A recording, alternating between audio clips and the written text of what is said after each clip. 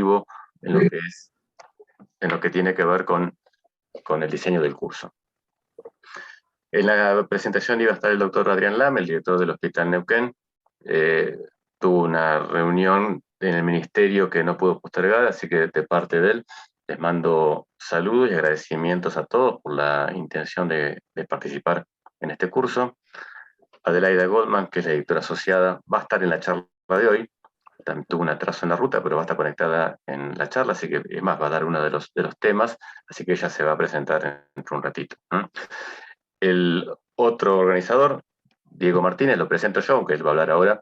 Diego Martínez es médico jefe de la guardia de emergencia del Hospital Neuquén, es parte de la ideología de este curso, así que desde ya es un placer para nosotros tenerlo como organizador y obviamente como disertante en muchas de las charlas, ¿sí? Bueno, Diego, ¿querés decir unas palabras vos?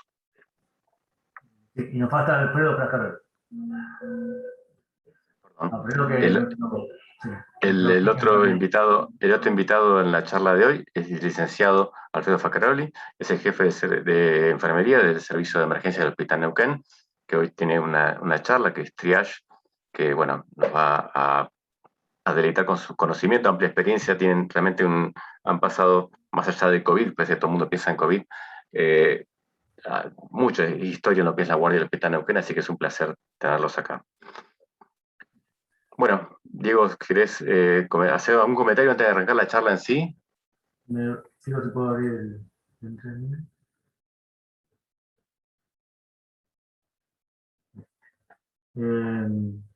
no sé si tengo que compartir algo o ya está. Ahí está, ¿no? Jorge. Aún no se está viendo, estás vos. Entonces, espérate. Tengo que compartir pantalla.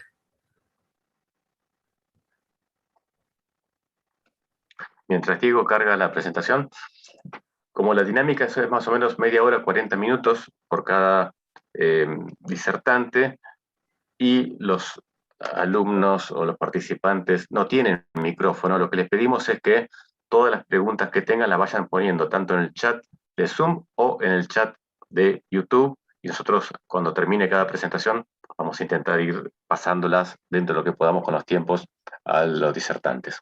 Y una cosa más, una vez cada 15 días, quizás toda la semana, según cómo vaya la dinámica del curso, va a haber casos clínicos después de las 3 disertaciones, justamente para lo que es hacer fuerza y remarcar esto de la aplicabilidad de los problemas a los contenidos que estamos dando. Diego. Yo he hecho un resumen de lo que contaste recién, para que se vea escrito, nos quede un poco más en la memoria. Primero, buenas tardes a todos, gracias por inscribirse, por conectarse, por interesarse. Estamos todos muy contentos, estamos con Alfredo nerviosos por la cantidad de asistentes que tenemos. No pensamos que iba a haber tanta gente. Yo pensé que llegaríamos a los 300, pero nunca pensé que más de 500 y que sigan anotándose. Eso nos lleva a tener que hacer las cosas mejor y estar un poco nerviosos también. Vamos a presentar el curso. Mi nombre es Diego Martínez, soy médico emergentólogo. Estoy a cargo del servicio de emergencia desde septiembre del año pasado. Como antecedente de este curso de hoy, bueno, le contó Jorge que tuvimos una invitación para hacer esta actividad, pero en realidad el servicio de emergencia desde hace muchos años, desde que arrancó más o menos en el 2009 como servicio, siempre tuvo actividad docente. Tenemos residentes de otros servicios del hospital, de otros hospitales, tenemos alumnos de medicina, alumnos de la práctica general obligatoria, alumnos de semiología, han venido de otras provincias también. Tuvimos alumnos de Chubut, una vez de Mendoza, si me confundo. Así que siempre tenemos actividad docente. Tenemos nuestra residencia de emergentología desde el 2013, con residentes que ya han terminado, que tienen la especialidad y muchos de ellos están trabajando con nosotros o en otros servicios privados o hospitalarios de acá de la zona. En el 2017 hicimos el curso que se llamó Actuar, era actualización en trauma, urgencias, arritmias y reanimación. Fue una locura que hicimos con gente de 100 en ese momento, con el señor Luna. Era un curso de 2 días en el mes, era un viernes y un sábado a la mañana. Duró como 8 meses.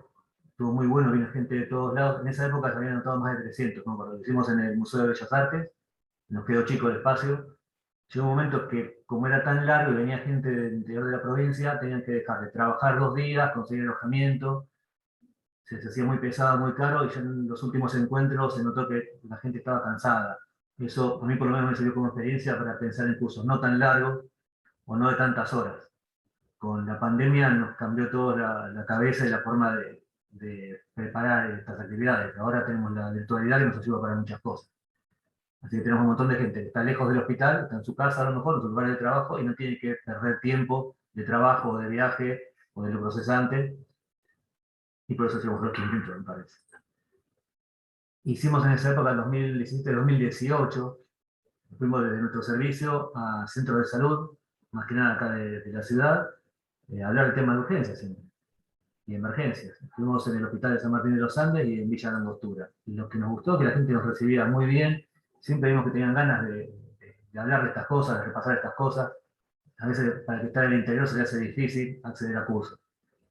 Hace 3 años no había tanta actividad virtual como hay ahora, era muy distinto. En el 2018 empezamos a hacer RCP básico para personal del hospital, un poco por iniciativa nuestra, otro poco porque una compañera del hospital falleció, tuvo una muerte súbita acá en el hospital mientras trabajaba. Los que estaban alrededor no sabían qué hacer. Entonces nos empezaron a pedir de todos los servicios cursos de RCP y arrancamos en ese momento, hicimos un montón. Todos los años participamos en el Congreso Anual de la Sociedad Argentina de Emergencias, presentando casos, participando de mesas. En el 2020 se paró el mundo, se anuló todo lo que era actividad docente en todos lados, dejamos de hacer los cursos para afuera, dejamos, no digo actualizarnos, pero pasa que nos focalizamos todos en COVID, y nos fuimos olvidando, fuimos dejando de lado lo que hacemos, lo que deberíamos hacer todos los días. En el 2020 se frenó todo, y este año, después de la segunda ola, que fue terrible, empezamos a plantearnos de nuevo a hacer cosas de docencia para nosotros, hacia afuera. Los residentes nuestros hacen actualización todos los jueves de temas de emergencia. Los plantas nos vamos incorporando de a poquito. Y cuando estábamos pensando repetir algo así, como el curso del 2017, nos invita Jorge de docencia para hacer algún curso anual que tuviera que ver con la actualización de emergencia. Así que fue una casualidad, que estábamos pensándolo desde el servicio y docencia nos invita. Empezamos a invitar a los compañeros del hospital, a colegas de afuera, a gente de enfermería. Se enganchó muchísima gente. Así que hoy empezamos este curso. Este es un repaso de lo que estaba comentando Jorge recién. Va a ser semanal, 2 horas de duración, 18 a 20, en modo virtual. Vamos a hablar de 3 temas que no van a estar relacionados entre sí. No queremos hacer módulos. Queremos que sea un poco más entretenido. Y yo pensaba, que es algo parecido cuando uno está en la guardia. Vos no ves un viernes en la guardia todos los pacientes cardiológicos y otro viernes ves todos los pacientes respiratorios. Viene lo que viene. Entonces vamos a hacer así. 3 temas que no tengan mucho que ver entre sí. Las presentaciones van a ser médicos de nuestro servicio de emergencia, enfermeros de nuestro servicio, o invitados de otras áreas del hospital o de instituciones privadas incluso. Lo que queremos es ser más que nada práctico. Lo teórico está en todos los libros, lo que se puede poner en internet y empezar a estudiar y empezar a actualizarse sobre todos los temas.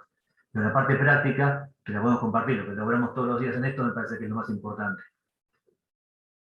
El presentismo tiene que ser del 80% de las preguntas, dijo algo Jorge recién, con una evaluación final. Este curso, como tiene evaluación, también va a dar un puntaje de 100 puntos, me equivoco, Jorge, y seguirá en el año 2022 si las cosas van bien, después de las vacaciones de final. Objetivos, más que nada unificar criterios, que en cualquier hospital de la provincia hagan más o menos lo mismo que hacemos nosotros. Vemos muchas veces que nos llegan pacientes, más que nada cuando vienen de lejos, con traslados largos acá en la provincia, y que a lo mejor les faltó hacer un tratamiento inicial adecuado, o a lo mejor no estuvo del todo atendido o no recibió el entrenamiento que pudo haber recibido en las 2-3 horas de viaje.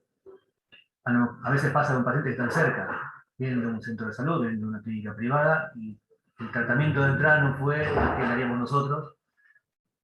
Entonces queremos apuntar a eso, que todos hagamos más o menos lo mismo.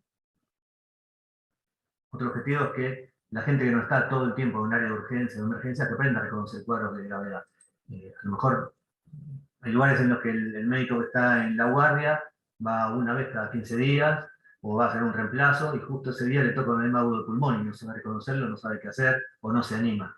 queremos eso, darle confianza y darle ayuda para que vean qué cosas tienen que hacer y qué cosas no dejar de hacer. Eso tiene que ver con iniciar el tratamiento adecuado en la primera hora de llegada del paciente.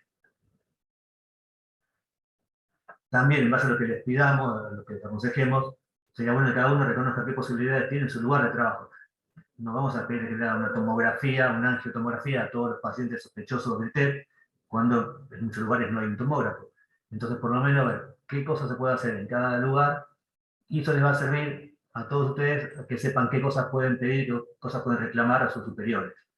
Yo me enteré hace poco hablando con un médico del CIEN, el CIEN está dando también charlas, cursos en otros hospitales de la provincia, y en algunos lugares le dijeron que de carro de paro tenían 5 ampollas de adrenalina. A mí me contaron eso y me volví loco, no puedes tener 5 ampollas en un carro, no sirve ni para un solo paciente. Entonces hay lugares que empezaron a pedir más adrenalina, por ejemplo, o más tubos para intubar, o máscaras laringias, y claro, los que se encargan de las compras dicen, ¿por qué me estás pidiendo eso? Y te lo pido porque tengo que tenerlo.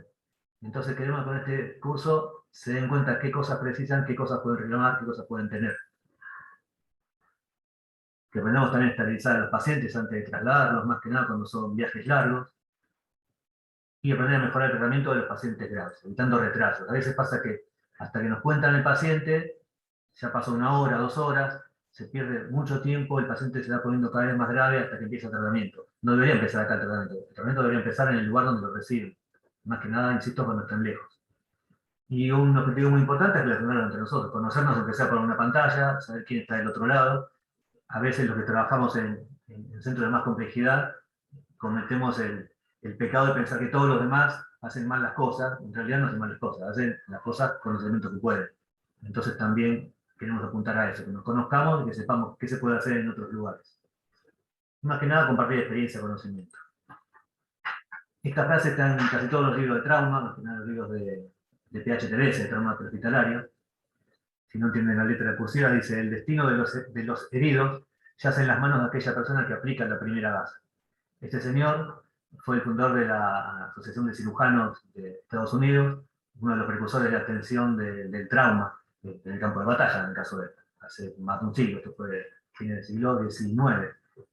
Lo que quiere decir esta frase es que si está bien atendido el paciente por la primera persona que llega, eso ya mejora mucho su sobrevida.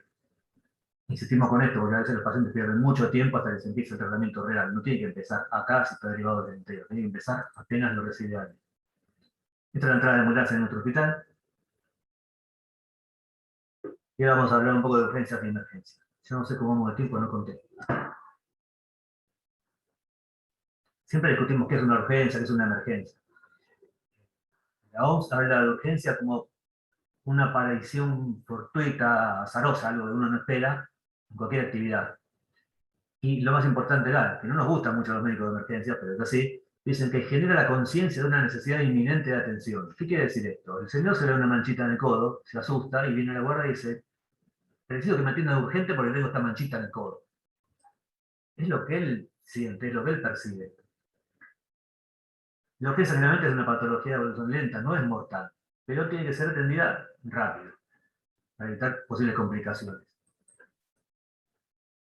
La Asociación Médica Americana habla de algo parecido, una situación que requiere atención médica inmediata. Inmediata en el sentido de que tiene algunas horas como para ser atendida, y ahora de lo mismo, la urgencia real y la urgencia comprendida por el paciente o por sus familiares. A veces los familiares traen un paciente, es muy común el caso del viejito que está deshidratado, que uno sabe que no se deshidrató de golpe, pero lo traen porque es urgente y quieren que le hagamos algo. Y el viejito uno se da cuenta que hace un mes que no toma agua, pero para su familia es algo urgente.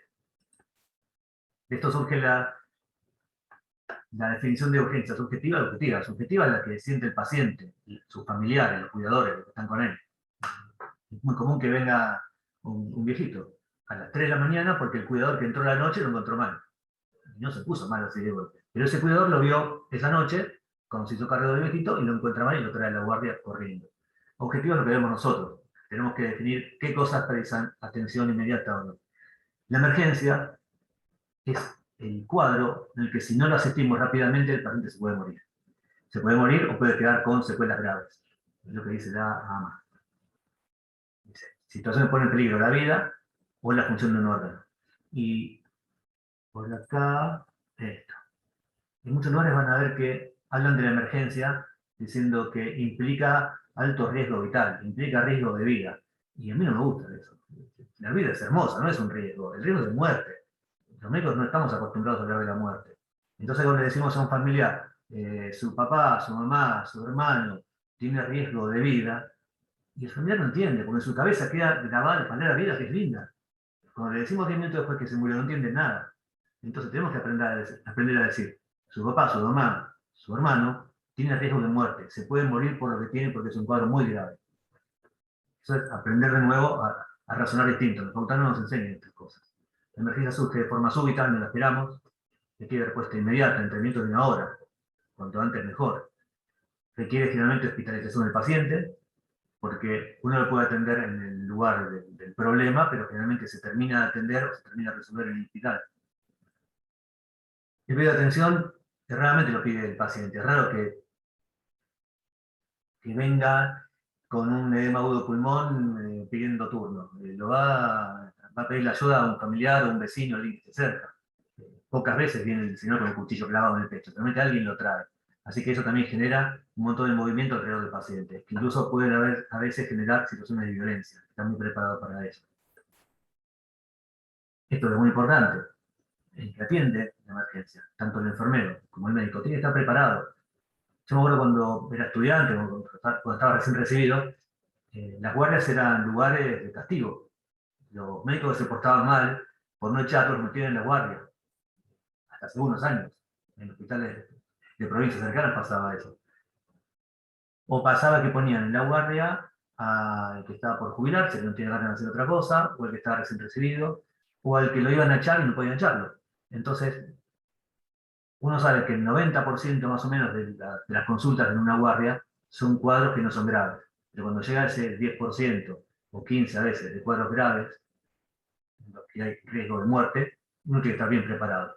Entonces a eso apuntamos, que cuando veamos los pocos casos que van a haber en muchos lugares del interior graves, sepan qué hacer. Otra cosa muy importante, a veces pasa que tenemos un paciente y lo estabilizamos, lo queremos internar y nos preguntan, ¿y qué tiene? Y mirá, tiene un derrame pleural, tiene un síndrome de derrame pleural.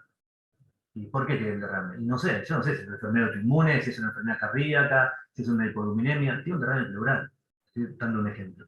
En emergencias no estamos obligados a tener un diagnóstico de certeza. Es la única especialidad en la que no apuntamos a un diagnóstico de certeza.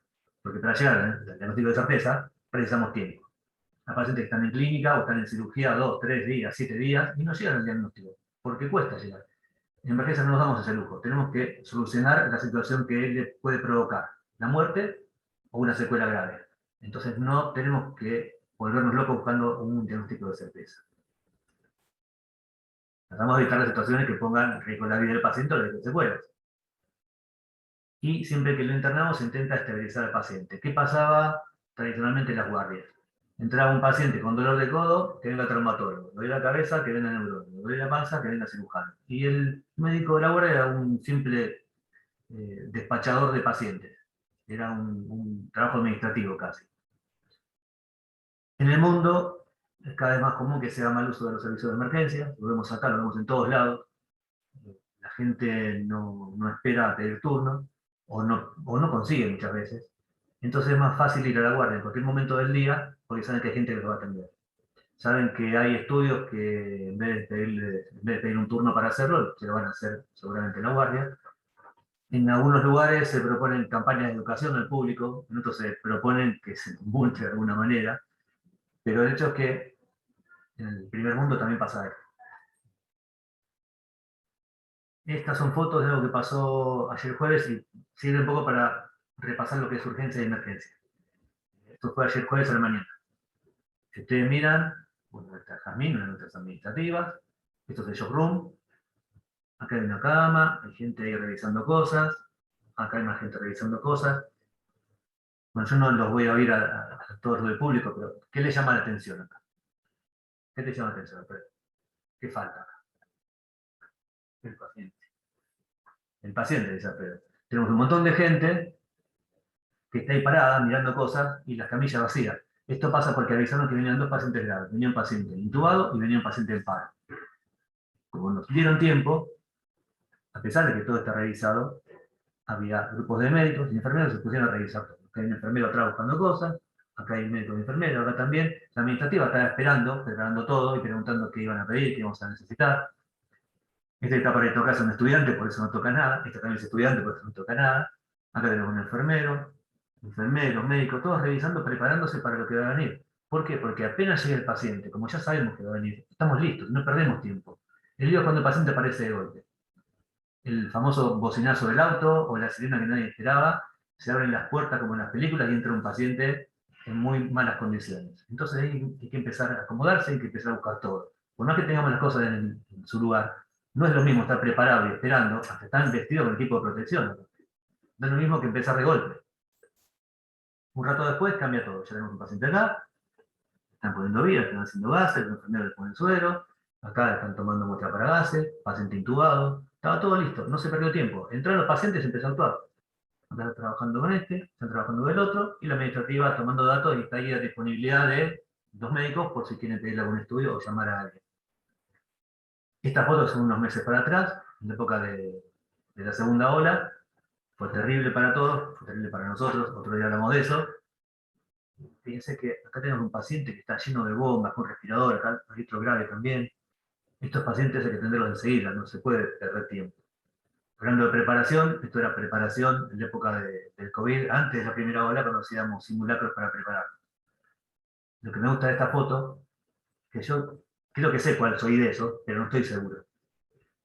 Estamos todos iguales. Esto es el trabajo en equipo, somos todos iguales. Acá no hay uno que es el capitán, uno que es el peor. Todos iguales preparados para laburar. Ejemplos. ¿Esto les parece una urgencia o una emergencia? No sé todavía, pero les digo, la conductora de esta señora que está ahí, sentadita hablando por teléfono. No sé, está con una policía. Yo un día volvía del trabajo, creo.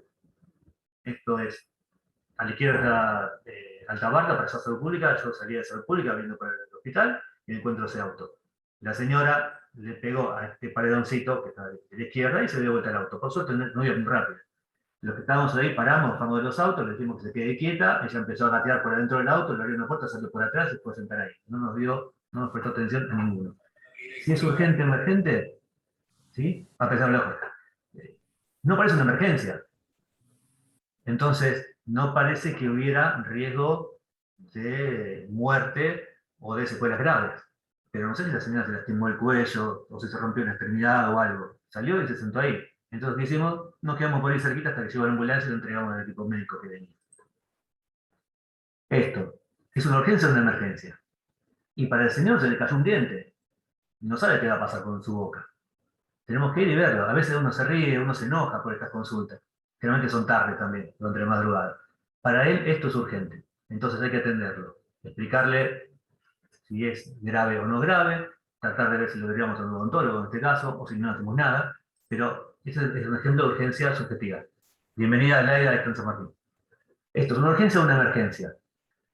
Pensemos, una urgencia es algo que nos da tiempo. ¿Tenemos tiempo para atenderlo? Sí. Pero no lo voy a dejar esperando 6 horas para resolverle esto. Tengo que hacerlo más o menos rápido. ¿Es mortal esto? A lo mejor no ahora, pero por ahí sí más tarde. Entonces tengo que llamar al cirujano para que lo vea, al equipo de imágenes, tengo que estabilizarlo, tengo que saber qué hacer con esto que está ahí afuera, no meterlo ya, nuestros amigos cirujanos nos van a explicar qué hacer. ¿Esto es una urgencia o una emergencia? De golpe no apareció, no apareció. Entonces tengo que pensar que es una urgencia, que tal vez tiene varios días de evolución, la mano no sé si ven en sus pantallas, está mal profundida también desde acá, no sé si va a salvar sus deditos o no, no puedo mandarlo a la casa que pida turno. Esto es una urgencia. Tengo que hacerlo atender rápido, en algunas horas. Acá si pregunto qué le llama la atención, lo primero que nadie tiene barbijo, es una foto vieja. Esto es antes de la pandemia. Llama la atención que haya tanta gente. Si miran, este es un paciente que vino con una tabla de movilización espinal, hay mucha gente. Yo pensaba cuando vi la foto, ¿por qué no tienen ambos? Tienen ambos, es una época de frío, están todos con abrigo arriba. Acá hay alumnas, residente o residente de cirugía, médico de planta, médico de planta, médico de planta, y uno de cabecera, no sé si es Adelaida, se parece, o Nati, no sé. Gente de imágenes, enfermeros por ahí atrás. Este era un paciente grave, y priorizaba mucha gente cerca. Lo que hacemos es que los que están trabajando, que están encima del paciente, pueden pedir ayuda. Los que estamos un poco más lejos, lo ofrecemos. ¿Precisas algo? ¿Querés que haga algo? Si alcanza la gente que está ahí, nos vamos, nos quedamos por ahí dando vuelta, pero estamos disponibles a la disponibilidad de los médicos que están trabajando ahí cerca del paciente. Estos son los pacientes de guardia, del servicio de emergencias.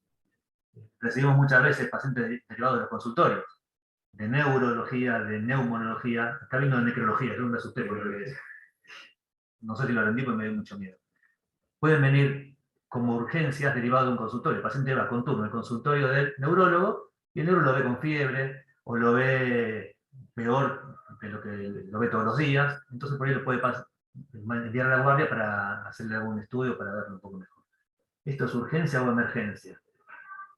Y en emergencia no sé, no sé si se va a morir inminentemente. Si lo dejo así, dentro de unos días está muerto. Entonces, es una urgencia. Digo esto porque a veces no queda claro cuál es el límite entre urgencia y emergencia. Estos son cuadros medio intermedios. No puedo mandarlo a la casa a este señor. Lo tengo que hacer ver por la gente de clínica para que lo siga controlando, tal vez por la gente de trauma, a ver si se llevó los huesos. Se ve entre varias personas. Este es otro ejemplo. Para esta persona que está hace 12 horas con la mano que le arden porque agarró un ají, es una urgencia. Nos podemos reír, nos podemos enojar, pero para él es urgente. Es un problema que le está afectando su vida. Entonces tenemos que resolverlo. Vamos a ir a atender primero a este paciente o a uno que le duele el pecho. No, primero que le duele el pecho, de eso va a hablar después de Alfredo. Pero tenemos que resolverlo. Es una urgencia para él. Esta señora que está con una máscara con oxígeno, que está con circulares ingurgitadas 3 en tercios, 3 en 3, eso es evidentemente una emergencia. Si la dejo sin nada, y muy probable que se muera. Esta no puede esperar, tengo que atender. Y acá no sé si puedo ver el video. ¿Ven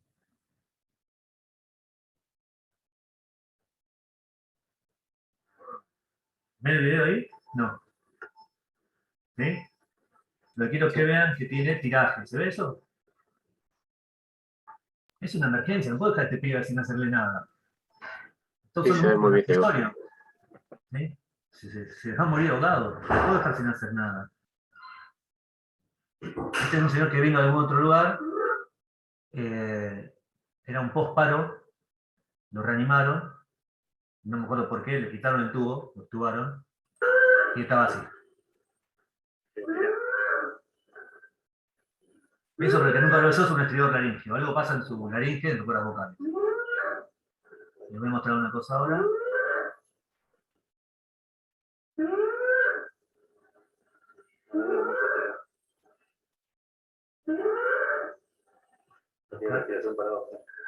Ahí se ve la marca del paletazo, que estuvo en paro, estaba fibrilado. Este señor seguramente terminó intubado de nuevo.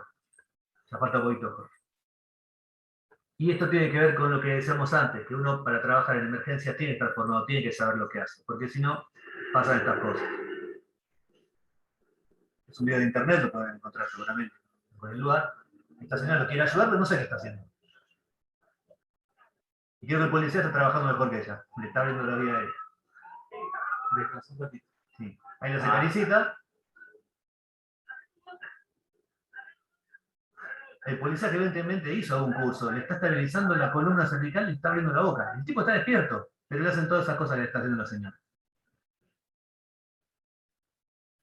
Nosotros, la mayoría somos parte o socios o miembros de la Sociedad Argentina de Emergencias. Este librito es el libro, la segunda edición que sacó la Sociedad Argentina de Emergencias hace unos años. A mí no me gusta porque tiene la letra muy chica, cada vez digo menos, pero tiene un montón de temas de emergencia, como para que lo tengan en su lugar de trabajo como referencia.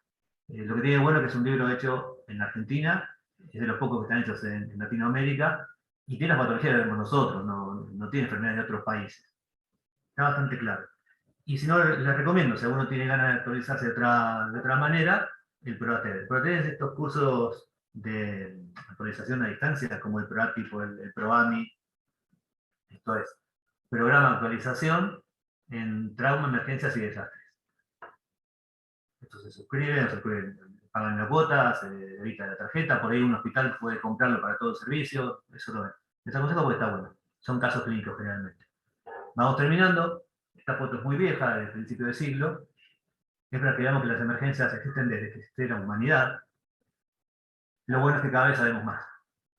Antes las emergencias las manejaba cualquiera, como decíamos al principio. Agarraban al médico más viejo, lo metían en una ambulancia, o agarraban al más nuevo, al más distraído, lo metían en ambulancia.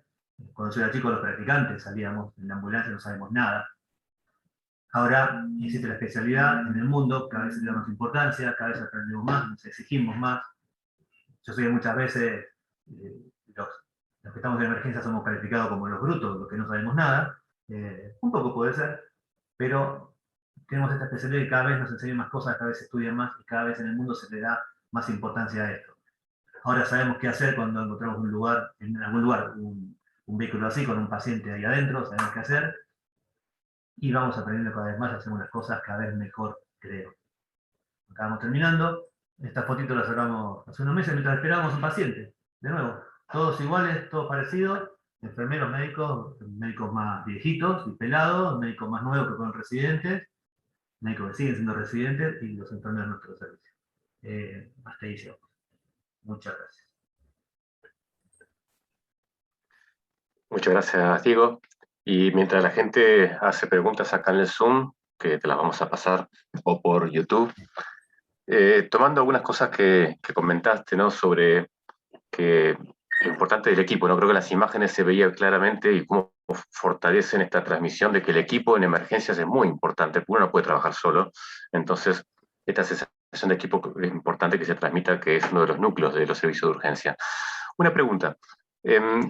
Vos contaste que para las personas, en este caso que se caía el diente o que tenía, para ellos es un motivo de consulta por guardia. Ahora, ¿qué pasa en los equipos, las sensaciones que tienen el equipo cuando pasan estas cosas? ¿Cómo debemos actuar o cómo deben reaccionar las personas que están en emergencias cuando consideran que no es urgente, pero para la persona sí, ¿no? Porque ahí hay muchas veces sensación de respuestas inadecuadas o enojos. A veces confundimos lo que es la educación al paciente con la reacción de que estoy cansado y te contesto mal. ¿Cuál es tu opinión? Sí, está muy buena la pregunta, porque es muy difícil. Yo te digo, te lo planteo de manera distinta. Viene este señor del diente a las 9 de la mañana. A las 9 de la mañana está odontología abierto, están trabajando, somos varios médicos, venimos todos de dormir en nuestra casa, venimos contentos, somos felices. El mismo paciente viene a las 4 de la mañana, un sábado a la noche. No hay odontólogo, son 2 o 3 que están de guardia, o 4, cansados, vieron 50.000 pacientes graves, lo quieren matar. Entonces, yo entiendo al que se enoja. Les debería decir lo que dicen los libros, atender al paciente, explicarle todo eso, es lo que hay que hacer. Uno lo intenta. También es un camino de dos vías. A veces uno va a explicarle y el otro se enoja. ¿Para qué te pago? ¿Para qué estás acá? Yo te pago el sueldo. Sí, señor, pero en este momento no tengo nadie que lo pueda ayudar. Si te viene en la mañana, tengo un odontólogo que lo puede orientar mejor que yo, que no soy odontólogo. Lo que aconsejo, sí, que no lo saquemos insultándolo, gritándole. Pero es un trabajo muy difícil. Cada vez ponedor y Casanave, algo parecido. Es difícil. Lo que aconsejo es que no nos agarremos con el paciente. A veces lo hacen porque son vivos, a veces lo hacen porque no tienen otra posibilidad. Es muy común que vengan porque la familia los trae. Yo tengo la teoría del fin de semana. El fin de semana se juntan los familiares en la casa a comer el asadito, y mientras están comiendo el asado le dicen, ¿y cómo seguís el dolor en el codo? Y todavía me duele. ¿Hace cuánto estás así? Y 3 meses. No fuiste al médico, no consigo turno nunca. Bueno, terminamos de comer el asado y te llevo al hospital, que está cerquita. Y viene el tipo, el domingo a la tarde, después de comer el asado, con un codo que le duele hace 3 meses. Claramente no es una urgencia. ¿Qué hago? ¿Lo voy a matar? Y no, trato de explicarle que mucho no lo voy a poder ayudar, le puedo dar un analgésico, le puedo ayudar con un papel para que pida turno para el traumatólogo, o para el clínico, para quien sea, intentando tener paciencia. No está bien que nos desquitemos con el paciente. Eso estamos de acuerdo, pero es difícil. ¿Ale quería hacer un comentario o estamos esperando si hay una consulta más de alguien?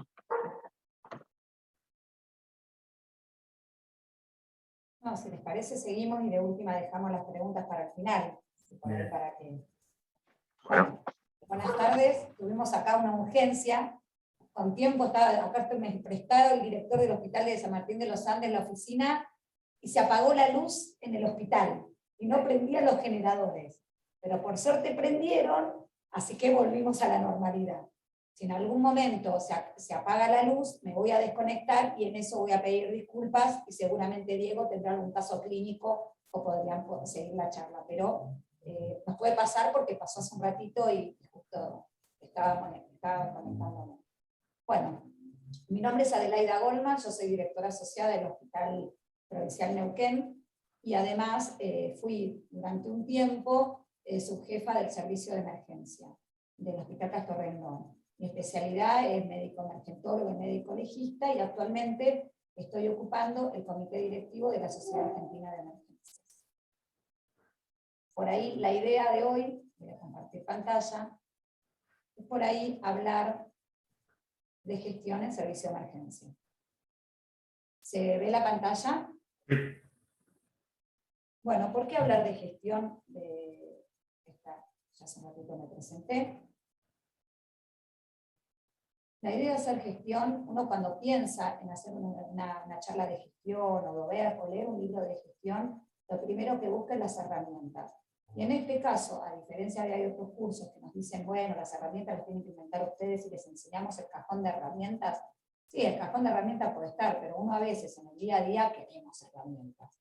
¿Para qué? Para hacer gestión, que son acciones coordinadas para tratar de lograr los objetivos institucionales. Entonces, cuando nos hablan de eficacia, nos están hablando de eso. Y con el menor recurso posible, porque sabemos que los recursos son finitos. Y cuando hablamos de recursos finitos, decimos que con lo que tenemos, lo mejor posible para lograr un objetivo. Y entonces hablamos de eficacia y hablamos de eficiencia.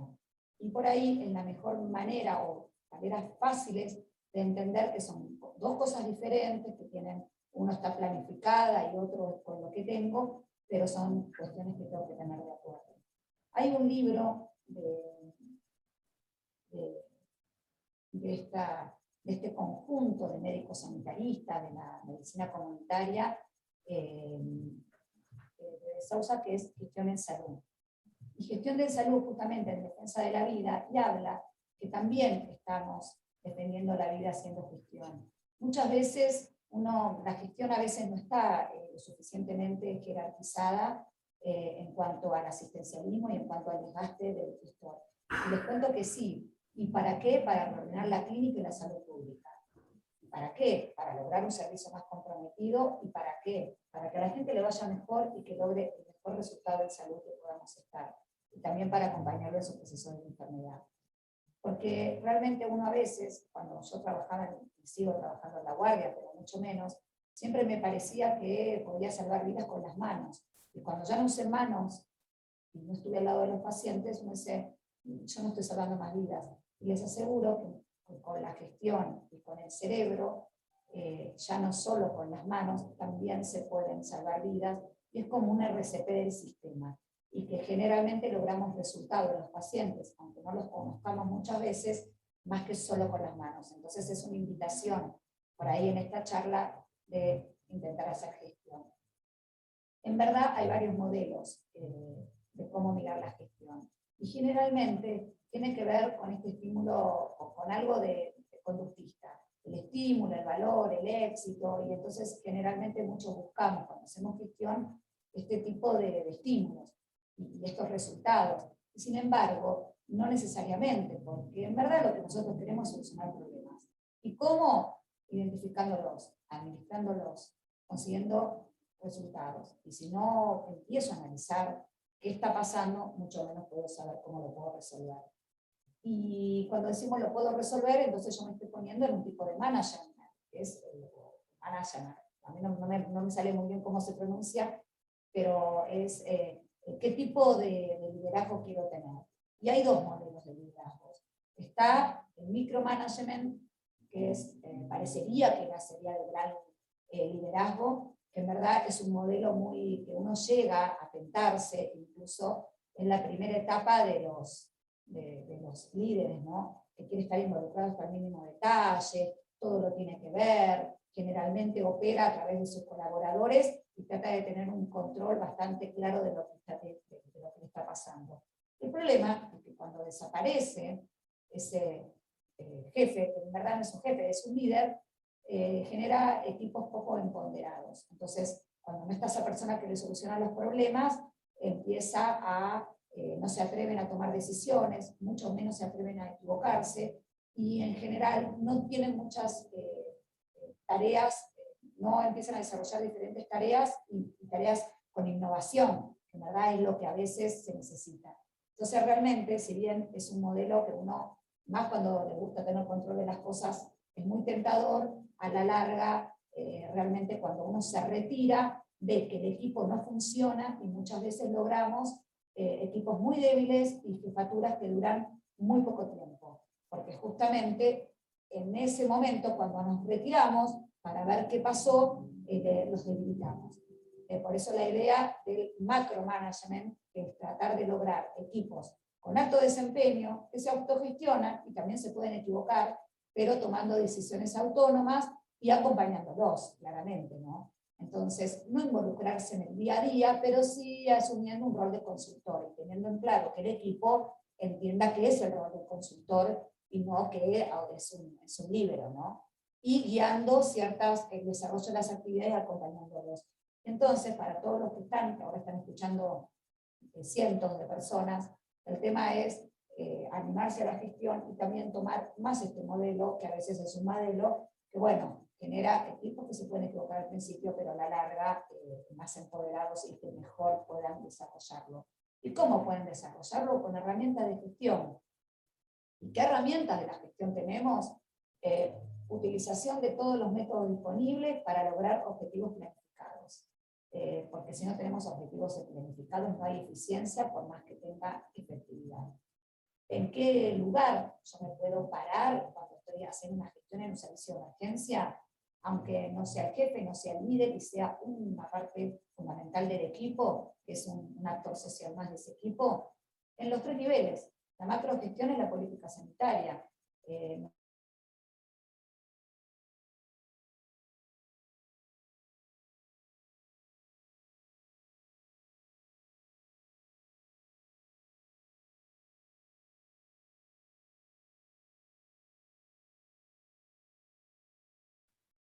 Pasó lo que tenía. Vale, sí.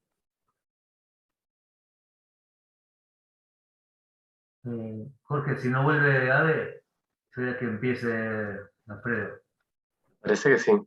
Esperemos Le voy a 30 segundos. mandar, sí, le mando un mensaje a Ade.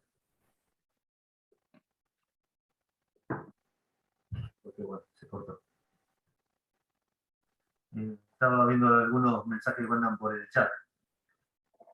Muchos hablan de la capacidad para delegar, para saber cuándo y dónde delegar, ¿no? Y a quién. Que algo de eso estaba transmitiendo del aire. A veces aprovechamos que no nos escucha. La reto a ella, no puede ser que haga 1000 cosas, ella. Tiene que aprender a delegar. Es lo que nos cuesta mucho a veces a algunos de nosotros, ¿no? A veces pensamos en nuestra cabeza que las cosas no salen bien si no las hacemos nosotros. Pero tenemos que confiar en los que nos rodean y también empezar a compartir, a formarlo. Porque es así, cuando todo depende de uno solo, ese solo se enfermó, o está aislado como pasa en esta época muy seguido, y ¿qué hacemos?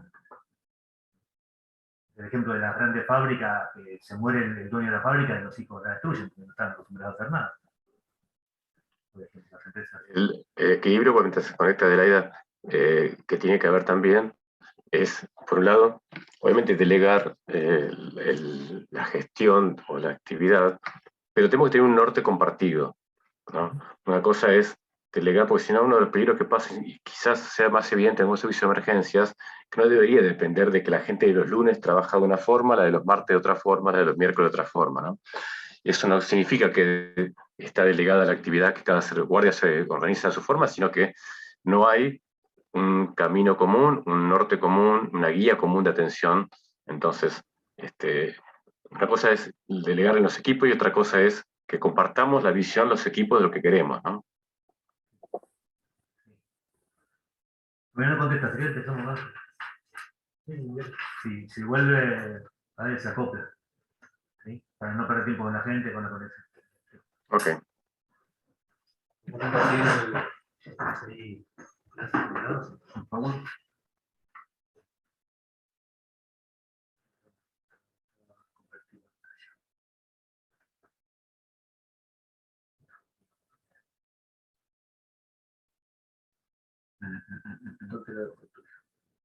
Y lo tiene que haber dejado acá.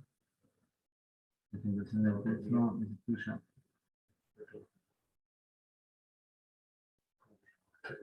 Presentación también. Presentación. En un segundito, doctor.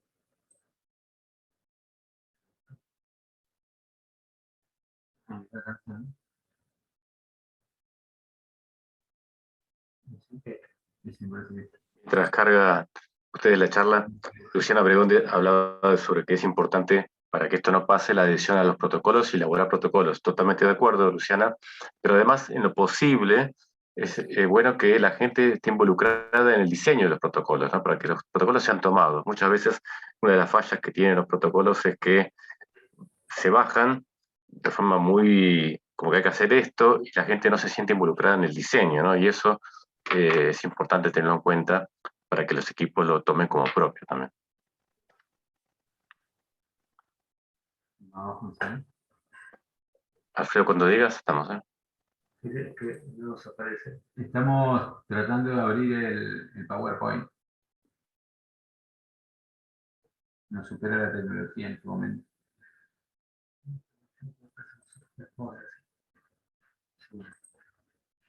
Ese es. No se pone en cuenta la pregunta. Ahí está. A ver. Anoto. Este es el libro.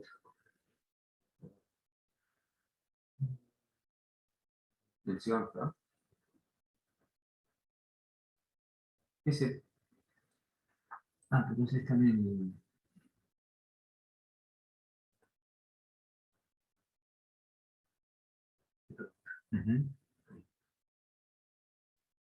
¿Se ve esto o no se ve nada? Se ve, pero chico, ahí está, ahora se ve bien. Ahí está.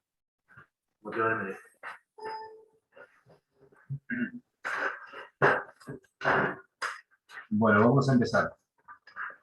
Primero que nada, buenas tardes. Mi nombre es Alfredo Frateroli, soy licenciado en enfermería. En estos momentos, hace dos meses, del 1 de junio, estoy ocupando el cargo de jefe de sector en el servicio de emergencia de adultos, junto con la compañera Rengo Débora, que es la jefa de sección. Los dos concursamos el mismo día y estamos a cargo del servicio durante 3 años. Yo particularmente estoy trabajando en el servicio de emergencia hace 14 años. Desde que me recibí y comencé a trabajar en el servicio de emergencias y mi experiencia laboral siempre fue en Olvido del Aire. Bueno, te puedo cortar y yo porque no sé cuándo va a volver la luz. Dale, no hay Ya problema. volvió, pero no Dale. se sabe. Es una incógnita. Última oportunidad y ya si después se vuelve a cortar la luz, bueno, seguiré en otro momento.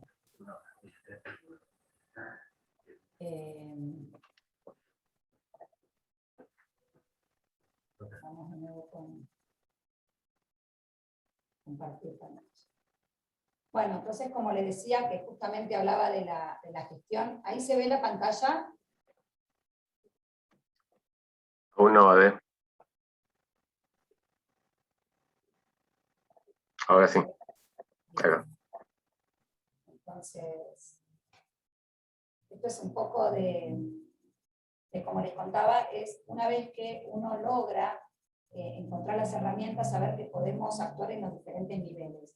Por ejemplo, si desde un servicio de emergencia ayudamos a hacer un protocolo de violencia de género a nivel provincial, de alguna manera estamos desde un servicio de emergencia generando una macrogestión. Si por ejemplo desde un servicio de emergencia logramos incorporar unas pulseras dentro de un hospital desde el servicio de emergencia para identificación de pacientes, o protocolos que atraviesan el hospital más allá de la actuación del servicio de emergencia, estoy haciendo también mesogestión. Y si yo estoy puntualmente generando perfiles de laboratorio para poder mejorar la captación y su diagnóstico de pancreatitis, por lo cual todo paciente con abdomen agudo debería pedir una milasa, estoy haciendo también gestión clínica y microgestión. Entonces, en un servicio de emergencia no necesito estar en otro nivel para no poder inferir y cambiar y generar esta rueda que es entre los diferentes niveles de gestión, macrogestión, que sería como a nivel de la subsecretaría o un ministerio o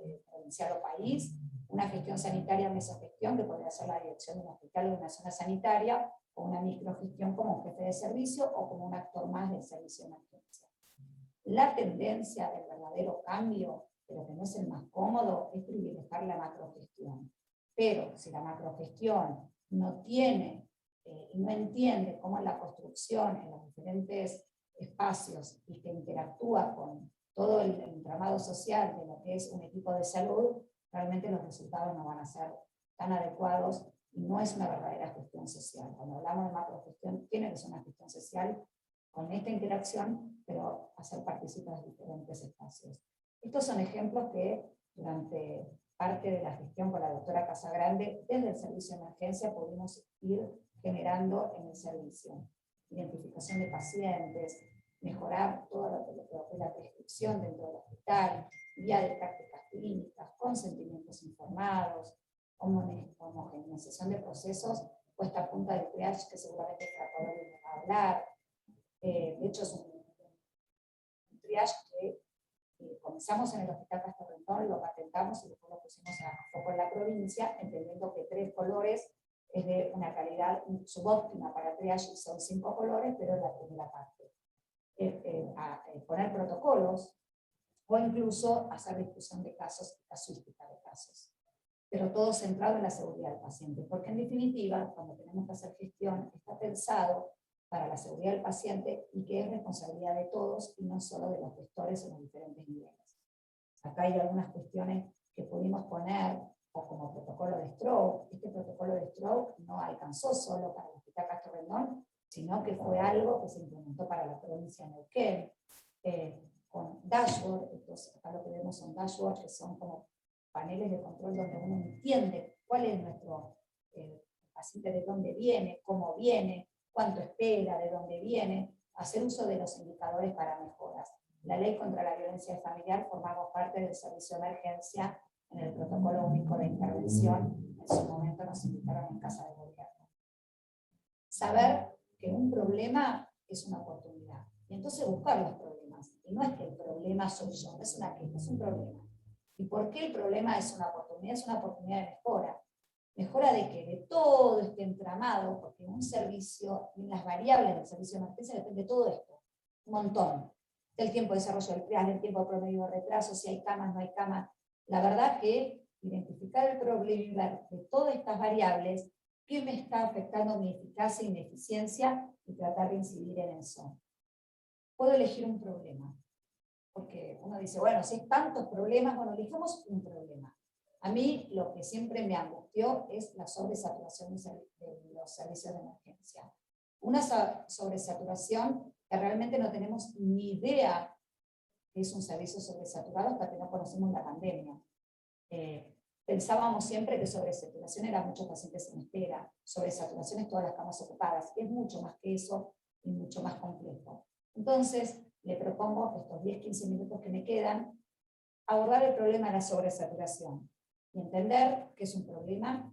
Entonces está bien que lo aborde. Son ejercicios de gestión, que no hay una única definición. Les cuento que hay 300 definiciones, que está naturalizado, estamos tan acostumbrados que la guardia esté llena, está naturalizado, entonces me parece que yo ya no puedo hacer más nada aparte de atender pacientes, que no está medido, no hay una medida estándar, que es multifactorial. Hace un ratito vimos todas las causas, genera burnout, la gente está cansada, está quemada, yo acá vengo y está lleno de pacientes y no alcanzo a atender todos, y además, pero lo más grave, es que afecta la mora y mortalidad de los pacientes. Entonces, la verdad que es un problema que vale la pena que cuando ustedes mañana vayan a sus lugares de trabajo o el lunes, piensen en la sobresaturación. Tiene un montón de definiciones, es una de las primeras causas de insatisfacción y quejas y disminución del compromiso y motivación del personal de salud. Generalmente, la mayoría de los pacientes no están críticamente enfermos, pero en el servicio de emergencia no les va muy bien. Y hay el doctor Pines, que es, hace un montón de años, dice, cuando una guardia se encuentra saturada, cuando los inadecuados recursos para satisfacer la demanda de los pacientes llevan a una reducción de la calidad. Enfoca la sobresaturación no en el número de pacientes que tengo, sino en la calidad que le estoy dando a los pacientes. Y esto le preocupó a Asplin. Asplin es un médico en el 2003 que publica y dice, vayan a las armas, es como medio terrorista, es un médico que la verdad que es como el papá del overcrowding o de la sobresaturación, y dice que era una responsabilidad política y que no había ningún gestor en diferentes niveles que no puede dejar de preocuparse en los servicios de emergencia y reconocer este hacinamiento que terminó siendo una barrera importante para que los pacientes tengan algo oportuno. Hizo este modelo, y ahora es el modelo que uno siempre tiene que aplicar. Es el modelo, entran los pacientes, lo que permanecen y la salida. Y cada herramienta que ahora vamos a ir viendo es, algunos impiden la entrada, otros la permanencia entre la salida. Entonces este modelo, que es un flujo, es un modelo laminar, es el que Asplin cita y que dice, los servicios de emergencia deben utilizar para sus mejoras, para la sobresaturación, este modelo. Porque un problema es una oportunidad y una solución. ¿Qué herramientas tenemos? Bueno, acá está. Podemos agarrar, googlear para buscar las herramientas. Estoy buscando en Google, y donde dice toda la registración en la cama, limitar, hacer triage, hacer fast track, en fin, hacer todas estas cosas mejorará la sobresaturación. Pero es una muy débil manera y muy lábil manera de hacer gestión. En verdad, tengo que hacer una búsqueda, tengo que ver qué están haciendo en nuestros lados. Esta es una búsqueda que hice el 15/7, lo hice en Medline, y puse crowding, que es sobresaturación, servicio de emergencia. Vemos que a lo largo de los años, en el 1974 casi no hay reportes, y en el 2020, fíjense cómo creció toda la publicación sobre la sobresaturación. Ya está en la literatura científica, y que también desde el 2000 al 2020, fíjense cómo aparecen tantos artículos. ¿Cuántos artículos? Encontré 1122 artículos, 32 revisiones sistemáticas y 24 revisaciones manuales. Entonces hay 1100 resultados que hablan en la literatura científica, validados, donde me dicen qué hacer y qué no hacer. No es que, cuando hablamos de algo innovador, no es innovador porque se me ocurrió a mí, sino innovador porque yo no lo estaba utilizando y leo y busco en la literatura qué están haciendo en otros lados, qué sirvió y qué no sirvió.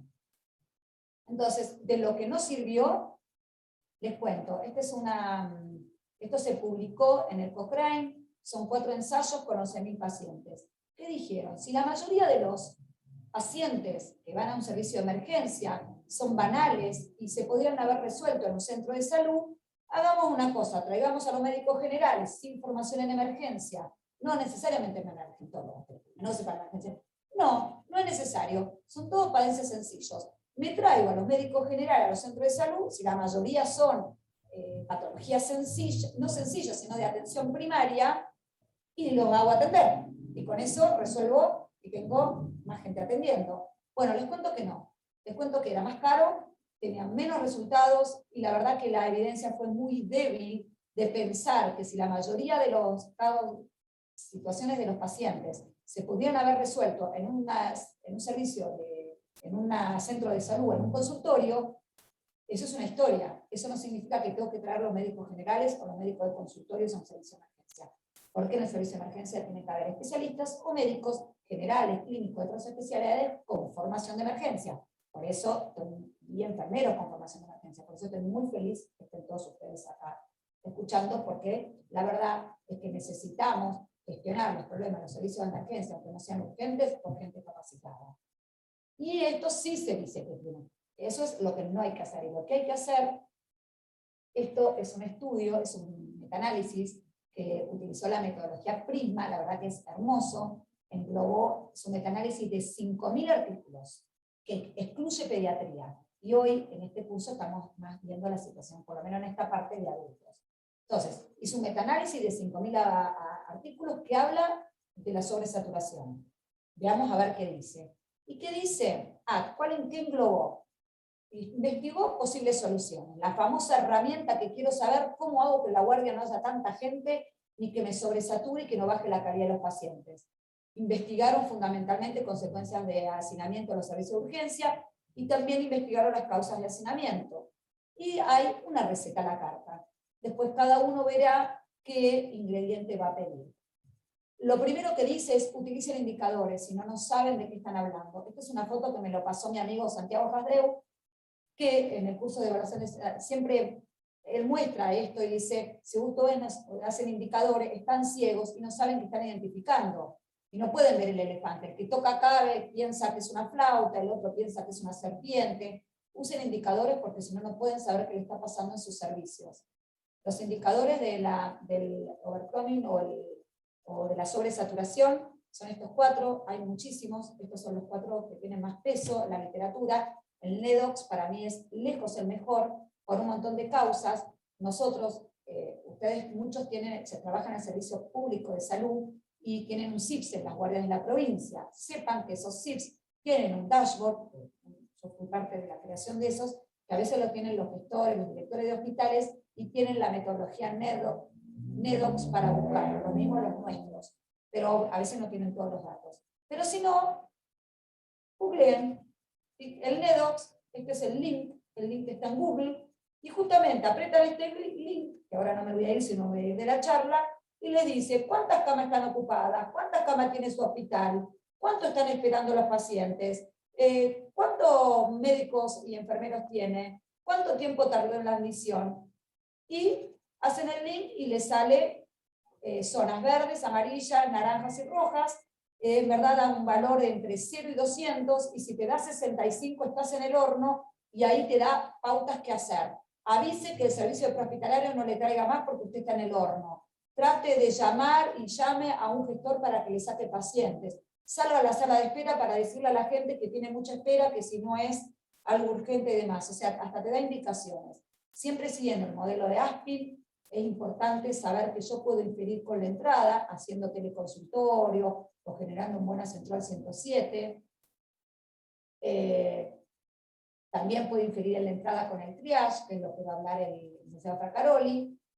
También, tratando de que el paciente no espere más de 6 horas, recuerden que la mortalidad después de las 8 horas en servicio de emergencia aumenta, pero no porque no seamos lo suficientemente buenos o no le demos lo que tengan, sino un servicio de emergencia no es un lugar de internación y le damos mala calidad aunque esté el mejor terapista del mundo, no pasa por ahí. Justamente hay estudios que hablan de que si yo en la medida que voy utilizando nuevas camas y tratando de rotar el personal y demás, fortalezco el liderazgo hospitalario. Y tratar de mejorar el flujo. Por eso, muchas veces, uno que ya se fue del servicio de emergencia, no puedo dejar de estar mirando cuántas camas tengo ocupadas y tratar de generar un flujo dentro del hospital, pero estoy también actuando directamente en la calidad del servicio de emergencia. O poner consultorios por fuera, en este caso fue el modelo que se logró en un momento, que en un momento sirvió, hoy ya no está más, de hacer consultorios por fuera del servicio de emergencia, entendiendo que el triage se hace en emergencia y yo redirijo el tráfico hacia otro lado.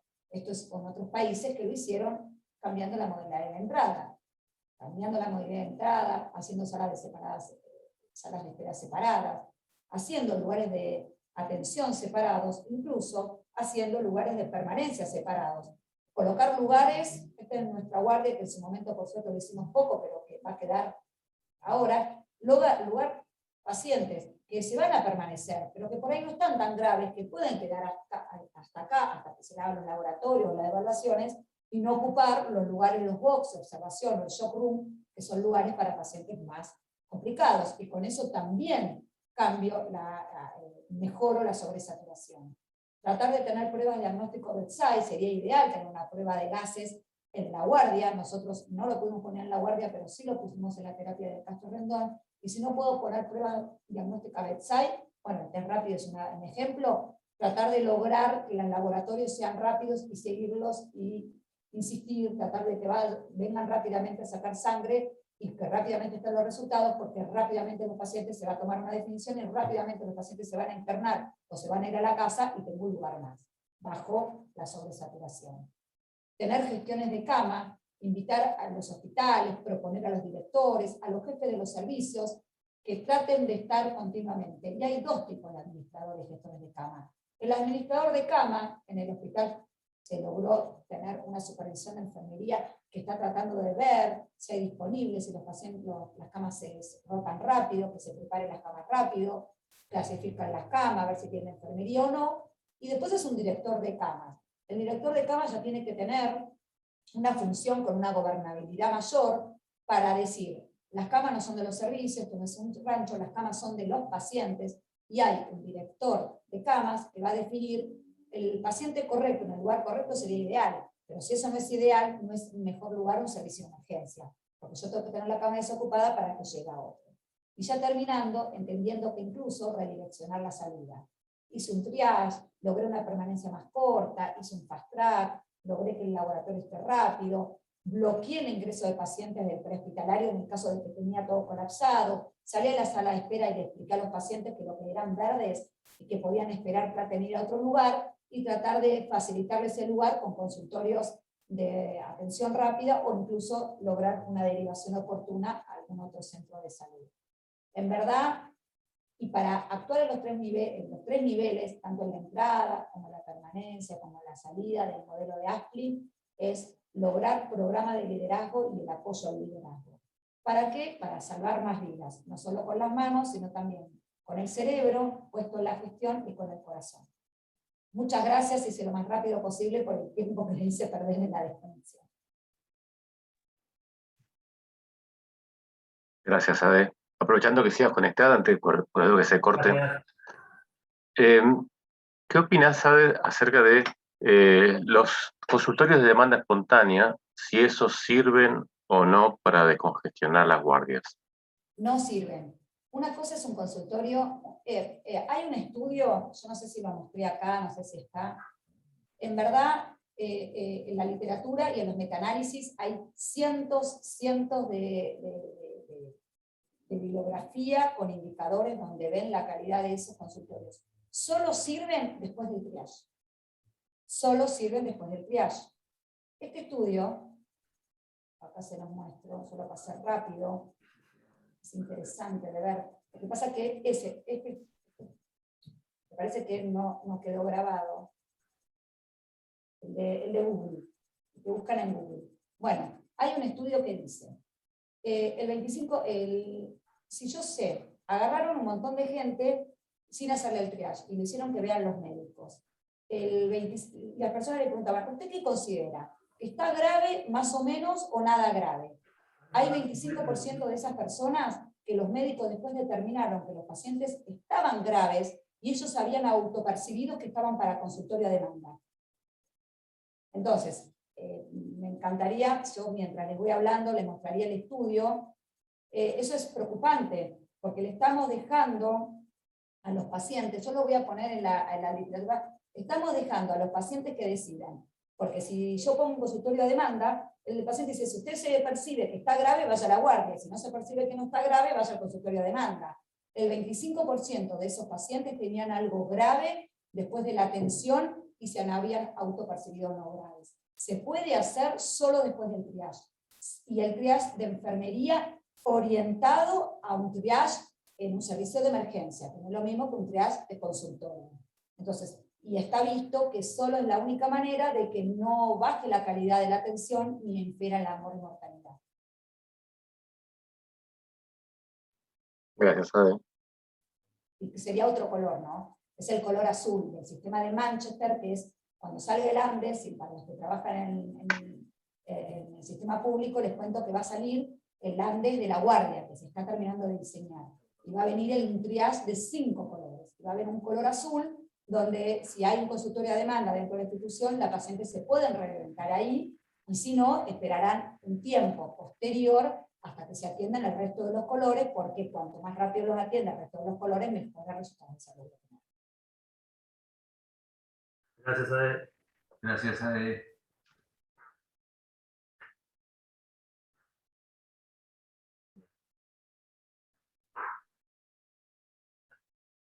Bueno, Alfredo, seguís vos.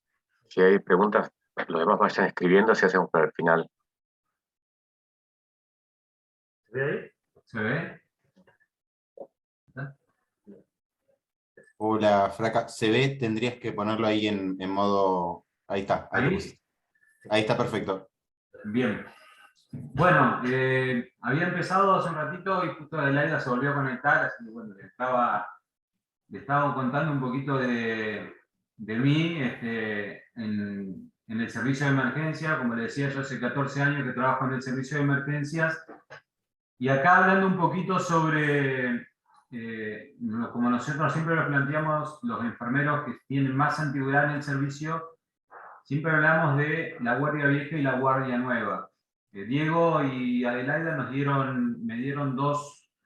hablaron de dos temas que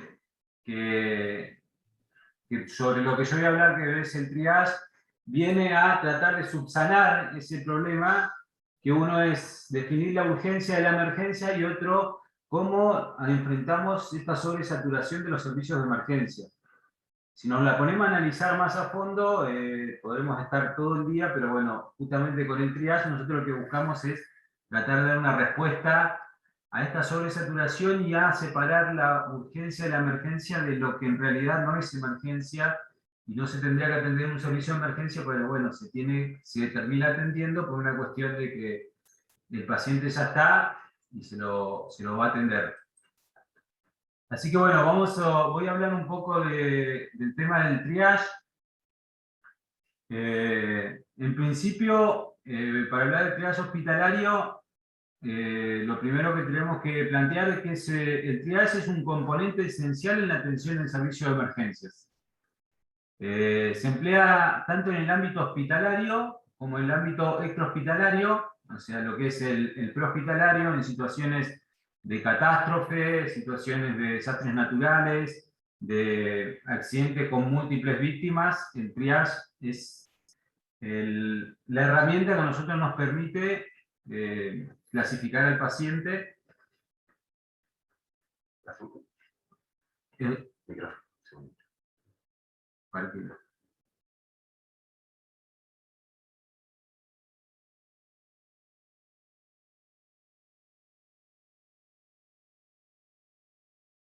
Mientras está arreglando el micrófono, yo les cuento que está muy buena esta filmina, porque nosotros tuvimos muchos problemas cuando incorporamos el triage en el Castro, ¿quién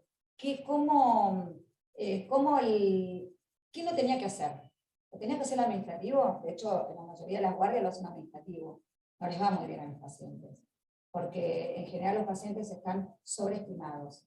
Si lo hace un médico, bueno, hay estudios, están subestimados. Y se vio en un metaanálisis de más de 300.000 pacientes, se vio que el mejor que clasificaba la gravedad del paciente y la necesidad de atención inmediata, o poder diferirlo en diferentes niveles, era enfermería. Entonces esto, en verdad, el tema de ahora lo que va a mandar Fraca en la próxima diapo, yo seguí, Fraca, mientras vos estabas viendo, esto no es lo que a uno le parece, sino lo que demostró después con los resultados, que era el perfil de competencias que mejor aproximaba la situación del paciente con la necesidad de atención temporal, que por la sobresaturación el paciente no es que viene y se atiende, sino que uno lo tiene que ir diferiendo en el tiempo, pero priorizando algunas situaciones de salud que sí cambia si esperan o no. Gracias, Ade. Bueno, como bien lo decía Adelaida recién, otro de los ejes de realizar un triage hospitalario es que se requiera personal que esté capacitado, que esté formado para realizar este procedimiento, para realizar este sistema de triage. Ahora vamos a hablar un poco de la historia, desde cuándo se implementa o desde cuándo se comienza a trabajar con el sistema de triage. El sistema de triage, allá por el año 1800, lo emplean, la primera vez que se emplea es en las guerras napoleónicas, donde el objetivo del triage era justamente clasificar a los soldados que estaban heridos de muerte, a los que podían ser salvados, a los que estaban heridos de muerte, no se los atendía, al que podía ser salvado se lo atendía con el objetivo de reinsertarlo lo más rápido posible a las batallas para continuar la lucha. Ya un poco más en la actualidad, a fines de 1950, principios de 1960, en Estados Unidos comienza a cambiar el modelo de asistencia sanitaria. ¿Cuáles son los cambios que se generan aquí? Son, en principio, los médicos para esa época atendían más que nada a sus pacientes en los consultorios, y el paciente iba al consultorio privado del médico, y el hospital solamente estaba destinado para los enfermos que tenían patologías graves y que requerían internación.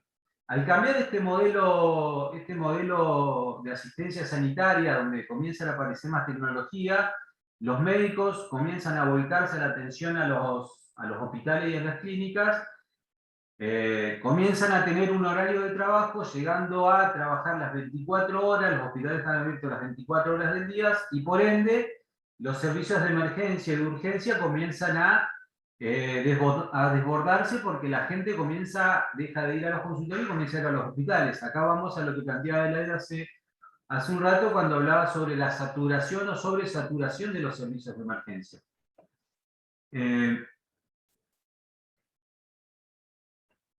Cuando cambia este modelo de modelo de asistencia sanitaria, se comienzan a ver, hay 3 tipos de triage. Tenemos el tipo 1, donde no participa enfermería prácticamente, está a cargo de un secretario. El secretario lo único que hacía era recibir al paciente, mirarlo, y según lo que el paciente le decía, me duele tal cosa, el secretario es el que definía si estaba enfermo o no estaba enfermo. Es un triage sumamente básico, y está hecho por un personal, parte del equipo de trabajo que no tiene la formación para definir si un paciente está enfermo, si tiene una patología que se tenga que atender inmediatamente o no. ¿Qué consecuencia nos traía esto? Que el secretario maximiza la situación, y al no tener la formación, corría el riesgo de todo el paciente que llegaba, pues le decía que tenía tal cosa y lo hacía pasar porque para él era una emergencia. Después tenemos el tipo de triage, el tipo 2, que está a cargo de un médico, que realiza una serie de preguntas superficiales y clasifica al paciente entre muy urgente, urgente y no urgente. En este caso, estamos en el otro extremo del tipo 1, ya que está a cargo de un profesional donde tiene una formación muchísimo más marcada.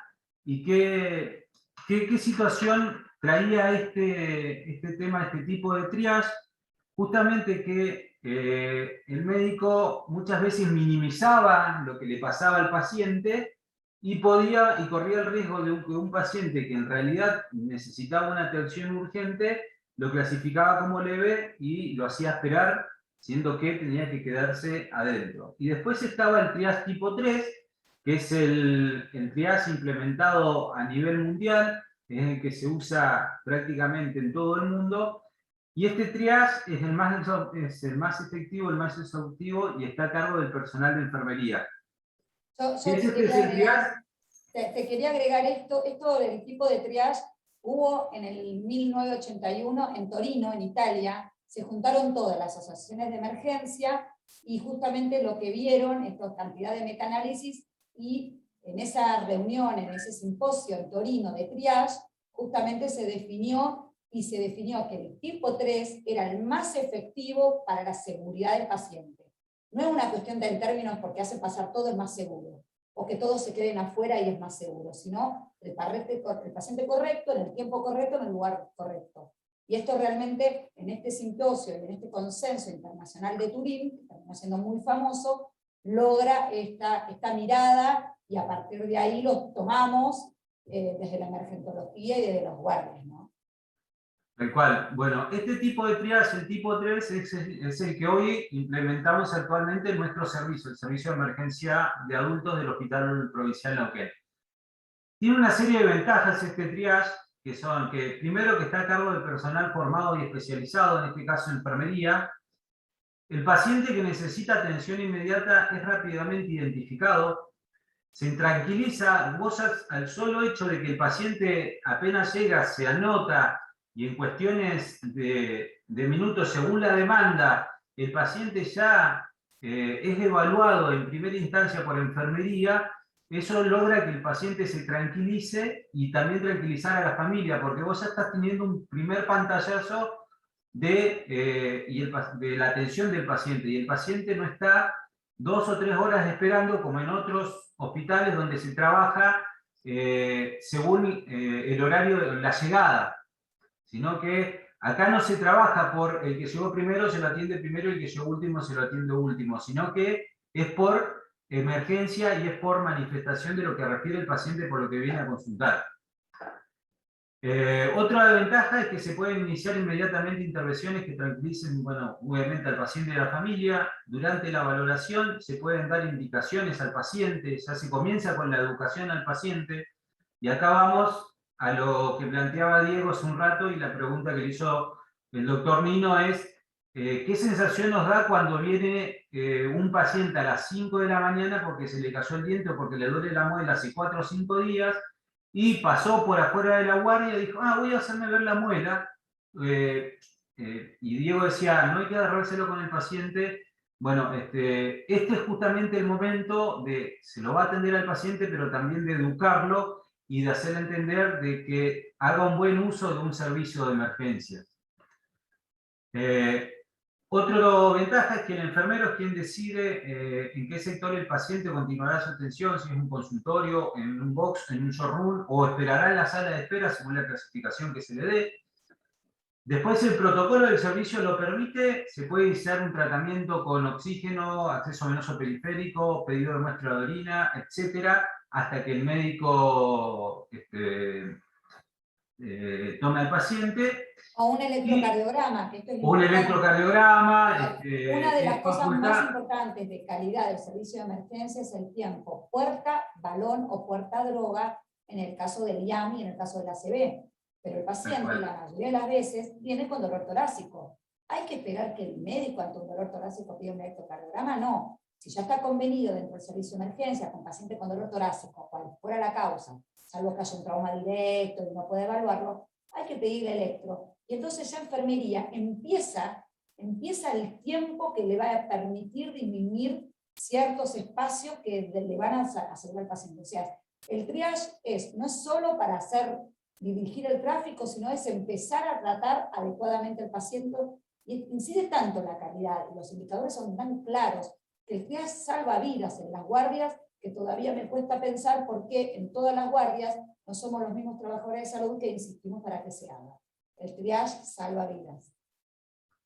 Bueno, y otra ventaja es que el paciente que está esperando en la sala de espera se lo puede reevaluar y reclasificar para ver su evolución. Bueno, vamos a dar algunos datos del servicio de emergencia adultos. En el servicio, nosotros cuando yo les decía que hablamos de la guardia vieja y la guardia nueva, la guardia vieja en su momento trabajaba por orden de llegada de pacientes y no se trabajaba con triage. Cuando se inauguró la guardia nueva hace 10, 11 años aproximadamente, cuando se hizo la oferta de la enfermería y se contrató nuevo personal de enfermería, se hizo justamente con este objetivo de implementar el sistema de triage. Por lo tanto, si vos querías implementar el sistema de triage, te iba a requerir más personal, tanto de enfermería como de médico. Así que la oferta que se dio fue para implementar el sistema de triage. Entre el 2010 y el 2013 se trabajó en la capacitación continua del personal para hacer un correcto sistema de triage y de clasificación. A partir del 2013 comenzamos a tener los primeros datos. Yo les cuento, bueno, que el servicio de emergencia adultos atiende en promedio entre 50 y 55.000 pacientes al año. Para el 2013, por ejemplo, de 47.000 pacientes que se atendieron en el año 2013, al 29% se le realizó el triage. En el 2014 se mantuvo más o menos el caudal del paciente, pero fíjense que el porcentaje de triage aumentó del 52%. En el 2015, volvemos de nuevo con la misma cantidad de pacientes, un 68% de triage realizado al paciente. Y en el 2021, en lo que va de los primeros 9 meses del año, se han atendido 25.700 pacientes en el servicio y se le ha realizado el triage a un 96% de los pacientes. O sea que a medida que fueron pasando los años desde que se implementó este sistema de triaje en el servicio, el caudal de pacientes se mantuvo, incluso fue aumentando, pero en paralelo, y muchísimo mejor, también fue aumentando el porcentaje de triage que se le realizó a los pacientes. Y es como decía Adelaida, el triage salva vidas. Ahora vamos a hablar un poco del proceso de triage hospitalario propiamente dicho. ¿Cuáles son los objetivos? Identificar de forma rápida a los pacientes en riesgo vital, clasificar al paciente dándole un color, rojo, amarillo o verde, según la necesidad alterada. Otro objetivo, determinar inmediatamente el área donde el paciente continuará su asistencia. Otro, disminuir la congestión en el servicio de emergencias. Asegurar la reevaluación periódica del paciente leve. Tranquilizar al paciente y la familia manteniéndolos informados constantemente. Y otro objetivo es que el objetivo no es diagnosticar en primera instancia, sino es priorizar para después diagnosticar. Ahora vamos un poco a hablar voy a hablar un poco sobre las etapas del triage. El triage es un procedimiento, es un proceso que nos debe llevar como mucho 5 minutos, entre 2 y 5 minutos desde que el paciente se anotó hasta que se lo clasificó. La primer llegada que tenemos con el paciente es la admisión del paciente, que está a cargo del secretario del servicio, donde anota el paciente por la ventanilla de ingreso. Esta ventanilla está en nuestro servicio sobre calle Alderete. Aquí, ¿qué hace en la admisión el secretario? Ingresa el paciente al sistema informático. Nosotros tenemos un sistema informático que es intranet, que tenemos todo informatizado. Carga los datos filiatorios del paciente como nombre, apellido, edad, DNI, si tiene obra social. Y acá es un punto muy importante, el motivo de consulta, que es lo que refiere el paciente.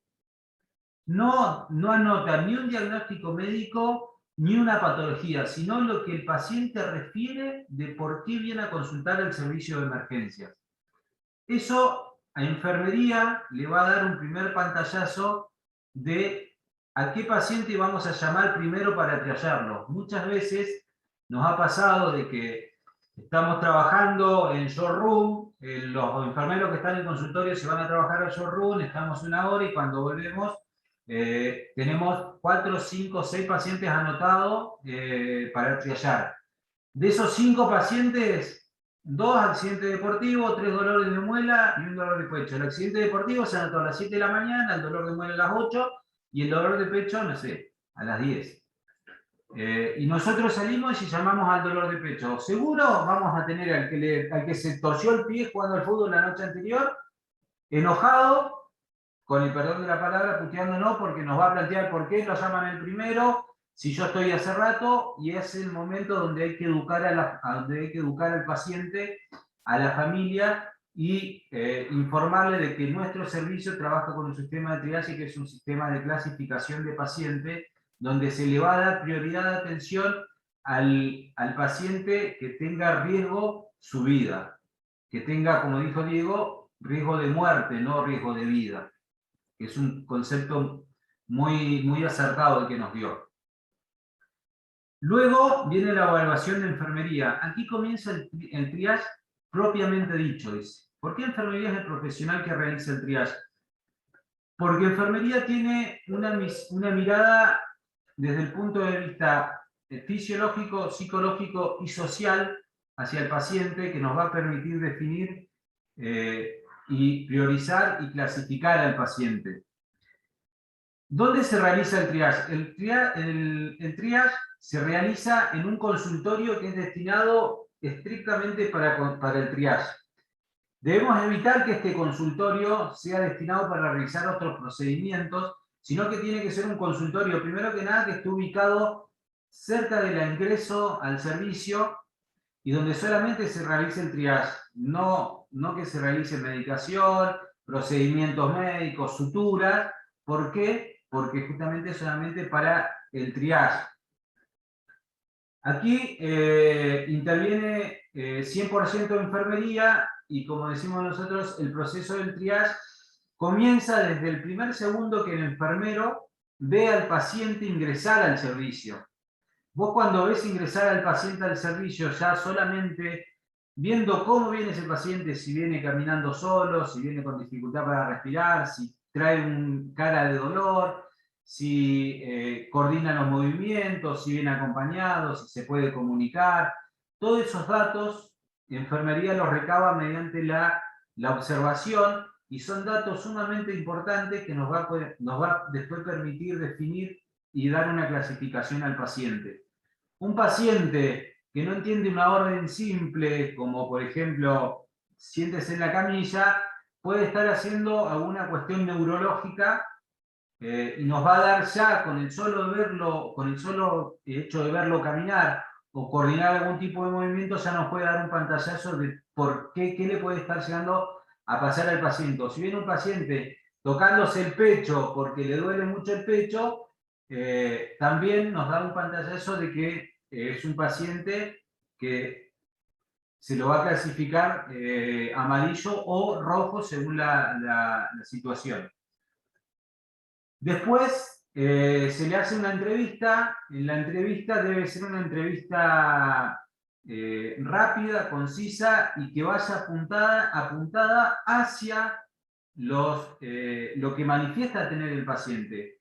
Ejemplo, viene una mujer con dolor de pecho, no le voy a ir a preguntar si tiene dolor al orinar, si se vino a notar y vino a consultar por un dolor de pecho, sino que me voy a centrar en preguntarle o indagar sobre lo que la paciente viene a consultar, que es el dolor de pecho. ¿Qué le voy a preguntar?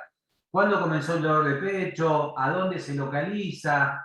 Si irradia hacia otra parte del cuerpo, se va hacia el brazo, hacia el hombro, hacia la espalda, tiene dificultad para respirar, los antecedentes. Esto es sumamente importante. Si es una paciente diabética, puede estar haciendo un infarto sin dolor, si tiene insuficiencia cardíaca, si tiene antecedentes de IAM. Todos estos datos nos van a permitir clasificar al paciente. Si está consultando por un dolor de pecho, como decía Elaida recién, se le va a realizar un electrocardiograma y no vamos a esperar que venga el médico y nos diga hacer un electrocardiograma. Por eso cuando hablamos de personal especializado y formado, justamente es para esto. Enfermería ya sabe que si viene un paciente con dolor de pecho y tiene ciertos antecedentes, se le debe realizar un electrocardiograma para ir allanando el camino al momento de hacer una clasificación final. Otro punto importante es el registro de enfermería y todo lo que se le hace al paciente y todo lo que el paciente manifiesta y la valoración que enfermería hace debe quedar registrada. En este caso, nosotros lo que queda registrada en el sistema informático que es la intranet. Una vez que se tiene toda esta información, todo esto que yo les acabo de plantear recién, se debe hacer un tiempo corto. Estamos hablando de 2 a 5 minutos. Observar, entrevistar, examinar, clasificar y registrar. Cuando clasificamos, ¿qué hacemos? Le damos un color al paciente. Como decía la idea, hay diferentes tipos de triage. Algunos trabajan con 5 colores, otros con 4. Nosotros trabajamos con 3 colores y según la valoración que hizo enfermería y la gravedad del paciente es el color que se le va a dar.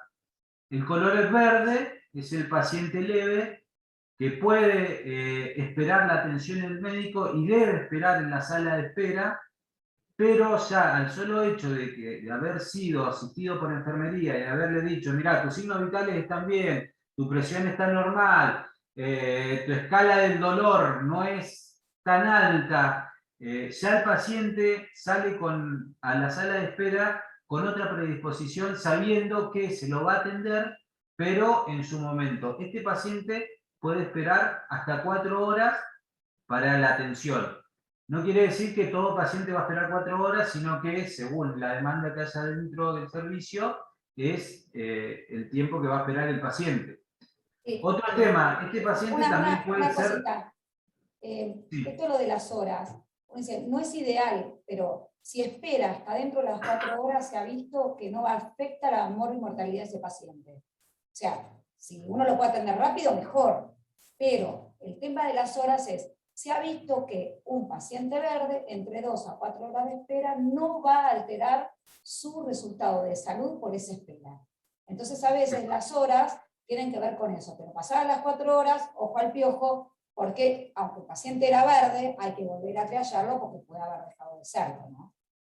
Tal cual, justamente ese es el punto al que iba. Este paciente verde puede y debe ser retriallado en el caso de que el paciente en el momento que está esperando en la sala de espera manifieste que su dolor aumentó, que se siente mal, que comenzó con vómitos, con diferentes manifestaciones. Está en la facultad también de volver a realizar el triage, porque puede ser o continuar siendo verde o transformarse en un amarillo, que vendría a ser un paciente intermedio, que aquí estaríamos hablando de la urgencia. El paciente clasificado como amarillo en nuestro servicio se lo deja dentro de un consultorio, se le da aviso al médico y el médico tiene el protocolo nuestro es que tiene entre 20 y 30 minutos como máximo para atender ese paciente. Se le explica al paciente que va a quedar, que el médico lo va a venir a ver y se lo va a asistir, pero ya va a quedar adentro del consultorio. Acá también es muy importante que enfermería, una vez que dejó al paciente al amarillo dentro del consultorio, no es que se va a desligar del paciente y va a esperar que venga el médico, sino que enfermería va a estar constantemente viendo a ese paciente cómo está, si necesita estar en compañía de un familiar, si es un paciente de salud mental con tendencia a suicidar, lo vamos a dejar en un consultorio y vamos a apuntar también a lo que es la seguridad del paciente. Si un paciente que se puede llegar a hacer daño porque tiene una patología de salud mental que también puede ser amarilla, vamos a sacar descartadores, monitor, vamos a sacar pie de suero, todo elemento con el que el paciente se pueda generar algún daño. Si un paciente que le cuesta movilizarse, no lo vamos a hacer por más que haya entrado caminando, y si el paciente nosotros valoramos que no se puede movilizar, vamos a ir a buscar una silla de rueda y lo vamos a llevar en silla de rueda hasta el consultorio y lo vamos a dejar sentado en la silla de rueda justamente en pos de seguridad del paciente. Y después finalmente tenemos el paciente rojo, que es la emergencia propiamente dicha. Este paciente, una vez que se detectó que es un paciente rojo, que no siempre las emergencias ingresan por ambulancia o por un auto que viene con las bocinas porque no sé, le pasó algo a su familiar, se cayó, tuvo un dolor de pecho y entran por la playa, sino que muchas veces hemos recibido pacientes clasificados rojos que ingresan por consultorio. Hemos recibido heridos de arma de fuego, heridos de arma blanca, infartos en proceso, ACV, que son clasificados rojos. Bueno, este paciente es la emergencia en sí, así que este paciente se va a trasladar directamente a Short Room. ¿De qué manera? Volvemos de nuevo, de una manera segura. Si es un paciente con un dolor de pecho, no lo vamos a llevar caminando, sino que vamos a ir a buscar una silla de rueda, lo vamos a llevar en una silla de rueda y se lo vamos a entregar al médico para que los enfermeros que están en la otra parte, en el otro sector del servicio, continúen con la atención de este paciente. En grandes rasgos, porque me dice Diego que ya nos estamos quedando sin tiempo, el triage es esto, es clasificar para priorizar la atención del paciente. En el servicio de emergencia lo estamos implementando hace aproximadamente 10 años y todos los años venimos mejorando las estadísticas y los porcentajes de triage. Al día de hoy estamos en un 96%, estamos a 4 puntos de llegar al número ideal que sería el 100% de los pacientes. Así que bueno, básicamente... Fraca, hay otros indicadores que hablan de la calidad del triage, que es cuántos pacientes se retiran pre-triage, cuántos pacientes mueren del momento que vienen a ambulatorio o un servicio de emergencia dentro de la hora. Vienen, se trashean y se mueren.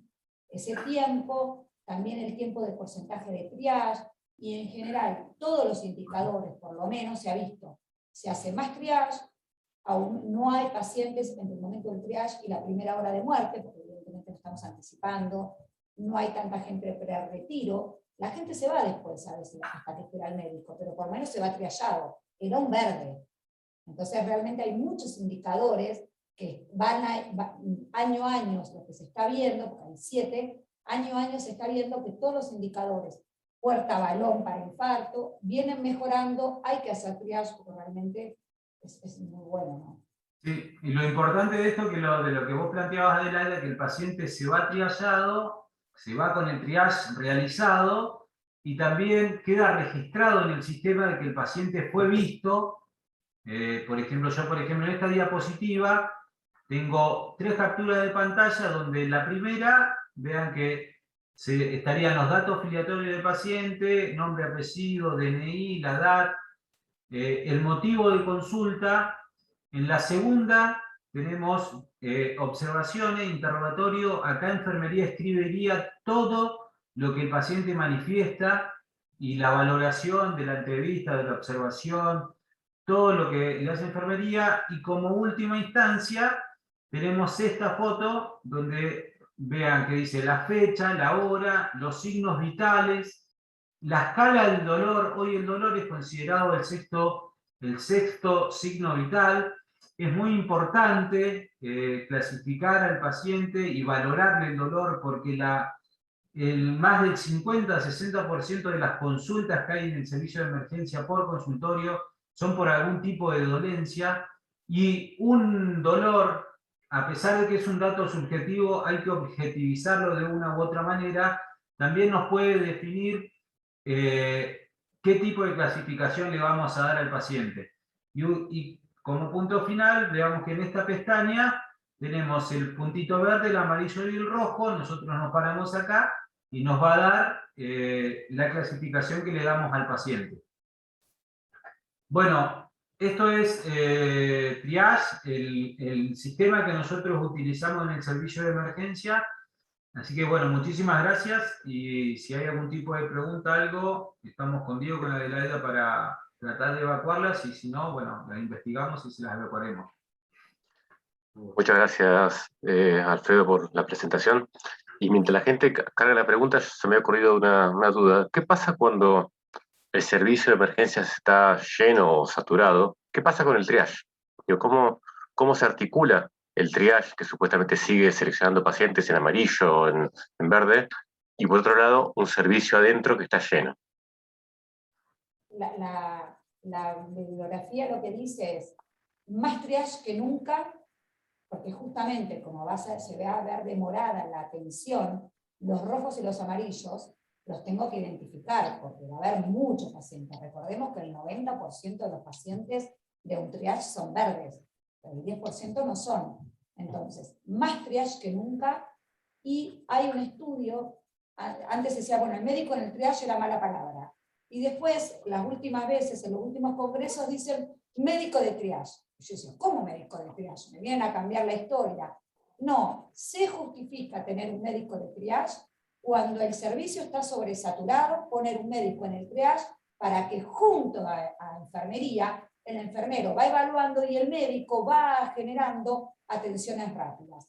Tiene una lesión de, no sé, un esguince, lo manda a rayos. Hay una herida, ahí mismo le da el tratamiento y lo manda a la casa. Entonces, cuando está muy sobresaturado el sistema, más triage que nunca, y acompañar el médico a los enfermeros para hacer consultas rápidas en conjunto. Bueno, el año pasado, justamente con la pandemia, cuando tuvimos que separar a los pacientes respiratorios de los no respiratorios, justamente con Adelaida estuvimos trabajando en este tema.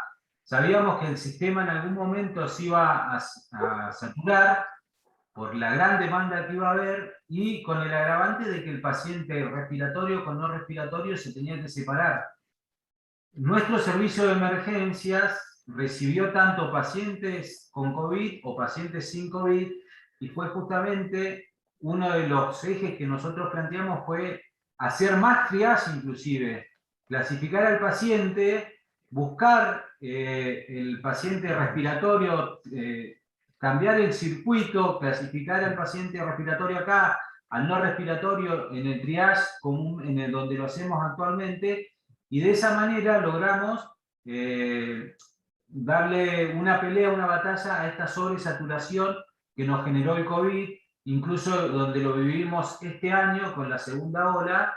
El triage fue fundamental para organizar el servicio, porque llegó un punto que nosotros llegamos a tener hasta 6 pacientes entubados en el servicio de emergencia, parecíamos prácticamente una terapia intensiva, y continuamos. El triage, fue uno de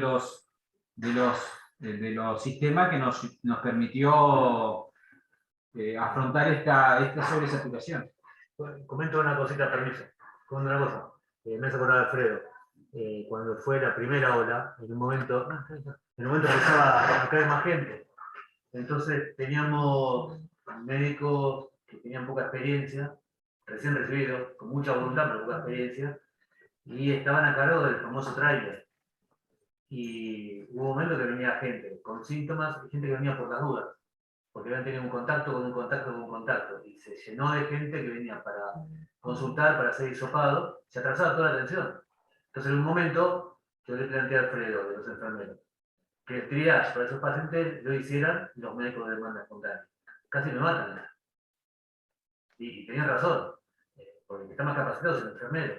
Entonces, eso fue un cachetazo para mí, para hacerme entender que a veces uno se quiere apurar para tomar decisiones en momentos de crisis, de caos, y lo mejor es tratar de sentarse un cachito y pensar. Los muchachos organizados bien ahí, hasta planteamos hacer 2 triajes, un triaje para respiratorio y otro para no respiratorio, y va a ser un lío eso. En nuestro hospital no pudimos hacer como en otros lugares donde separaban en pabellones distintos, o hacían una carta, no había más lugar. Pero ¿sabés qué? Después la evidencia, ahora hay artículos que un triage que divide el camino fue más efectivo que de triage solos, porque la autopercepción a un administrativo decía, no, vos tenés un problema respiratorio y va al triage respiratorio. Y por ahí era un paciente con una aplasia o séptico con una neutropenia febril. Entonces, un único triage y después dividir las aguas generó más resultados en salud que dividir los triages y sectorizar directamente de entrada, ¿no? Así que yo creo que eso fue una fortaleza que tuvimos, que sin saberlo que iba a ser lo mejor, pero fue realmente lo mejor, y lo que hoy están copiando el modelo del único triage y después dividir la atención. Sí, o sea, se apuntó básicamente al cuidado de los pacientes, a los usos correctos de los elementos de protección personal, del distanciamiento, para continuar con un solo triage, porque ya también había circulación comunitaria del virus y no tenía sentido de seguir dividiendo los pacientes para un lado o para el otro, incluso nos traía más problemas que soluciones. Así que trabajamos en lo que fue la información, cartelería, en la educación del paciente, educación de la familia, y eso nos trajo muchísimas más soluciones.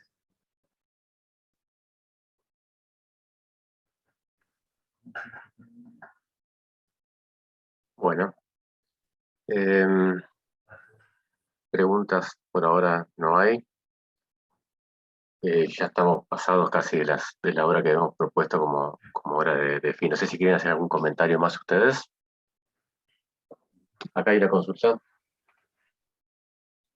Estoy terminando. Hoy empezamos medio tarde porque hubo problemas de conexión nuestro, de gente que no entendía cómo usar los enlaces.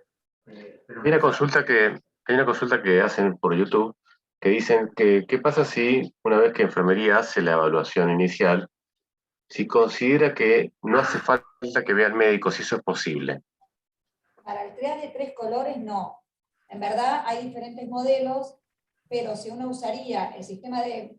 En verdad no en Manchester es semiestructurado, pero hay un montón de modelos, pero uno podría decir, si yo tengo más colores, podría haber un color azul que lo redirija. No hay ningún problema. Puede no verlo al médico en la guardia, el nivel más bajo, que es un nivel azul, que sería un dolor leve, de un paciente estable, que sea crónico y que no sea un síntoma ni un dolor que ponga en riesgo en su progresión la enfermedad. Siempre y cuando haya una accesibilidad directa a un consultorio de demanda. O nos aseguremos que como sistema ese paciente dentro de las 24 horas sea atendido a algún lado. Si yo sé que el paciente mañana lo va a tener en un centro de salud, no lo tiene que ver un médico, si es un azul, y si todas estas condiciones. Pero para eso tiene que estar estructurado y tengo que tener la certeza que dentro de las 24 horas me aseguro que alguien lo vea. Hoy en la provincia no tenemos esa certeza. Pediatría sí lo estamos aplicando en el servicio de pediatría de la Hospital Castor Rendón, donde se está abriendo un consultorio a demanda, entonces el enfermero lo triagea y si ve que no es un paciente para emergencia, directamente lo redirige, sería como un azul, para cuando vengan los 5 colores.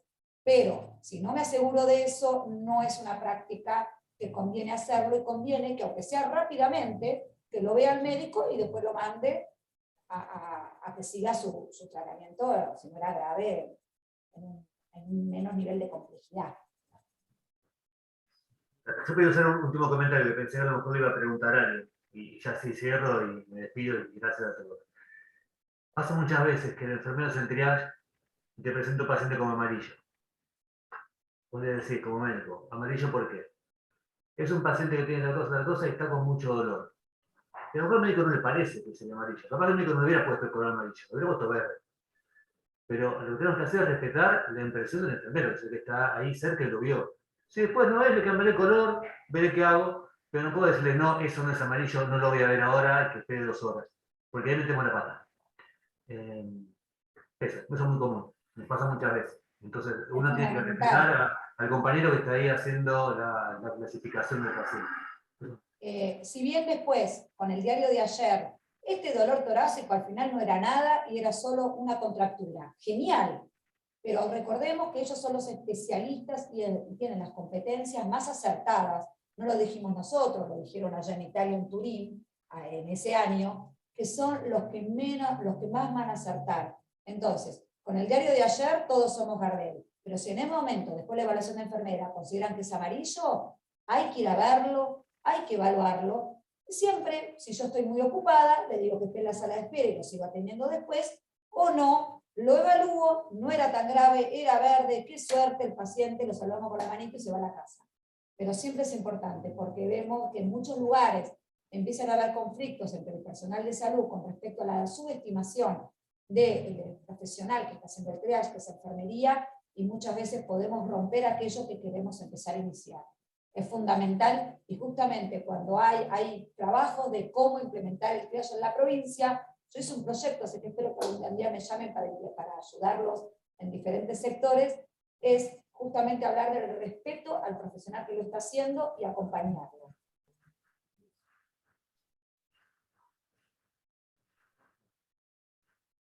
Por mi lado, muchas gracias y hasta el viernes. Bueno, gracias a los 3 disertantes, gracias a todo el público que estuvo de los 2 lados, tanto en YouTube como en Zoom. Esperemos que los que no han podido conectarse la semana próxima podamos tenerlos también en las actividades. Sé que hubo algunos problemas con el link, esperemos que también se solucionen. Gracias y bueno, seguimos en contacto. A disfrutar el fin de semana.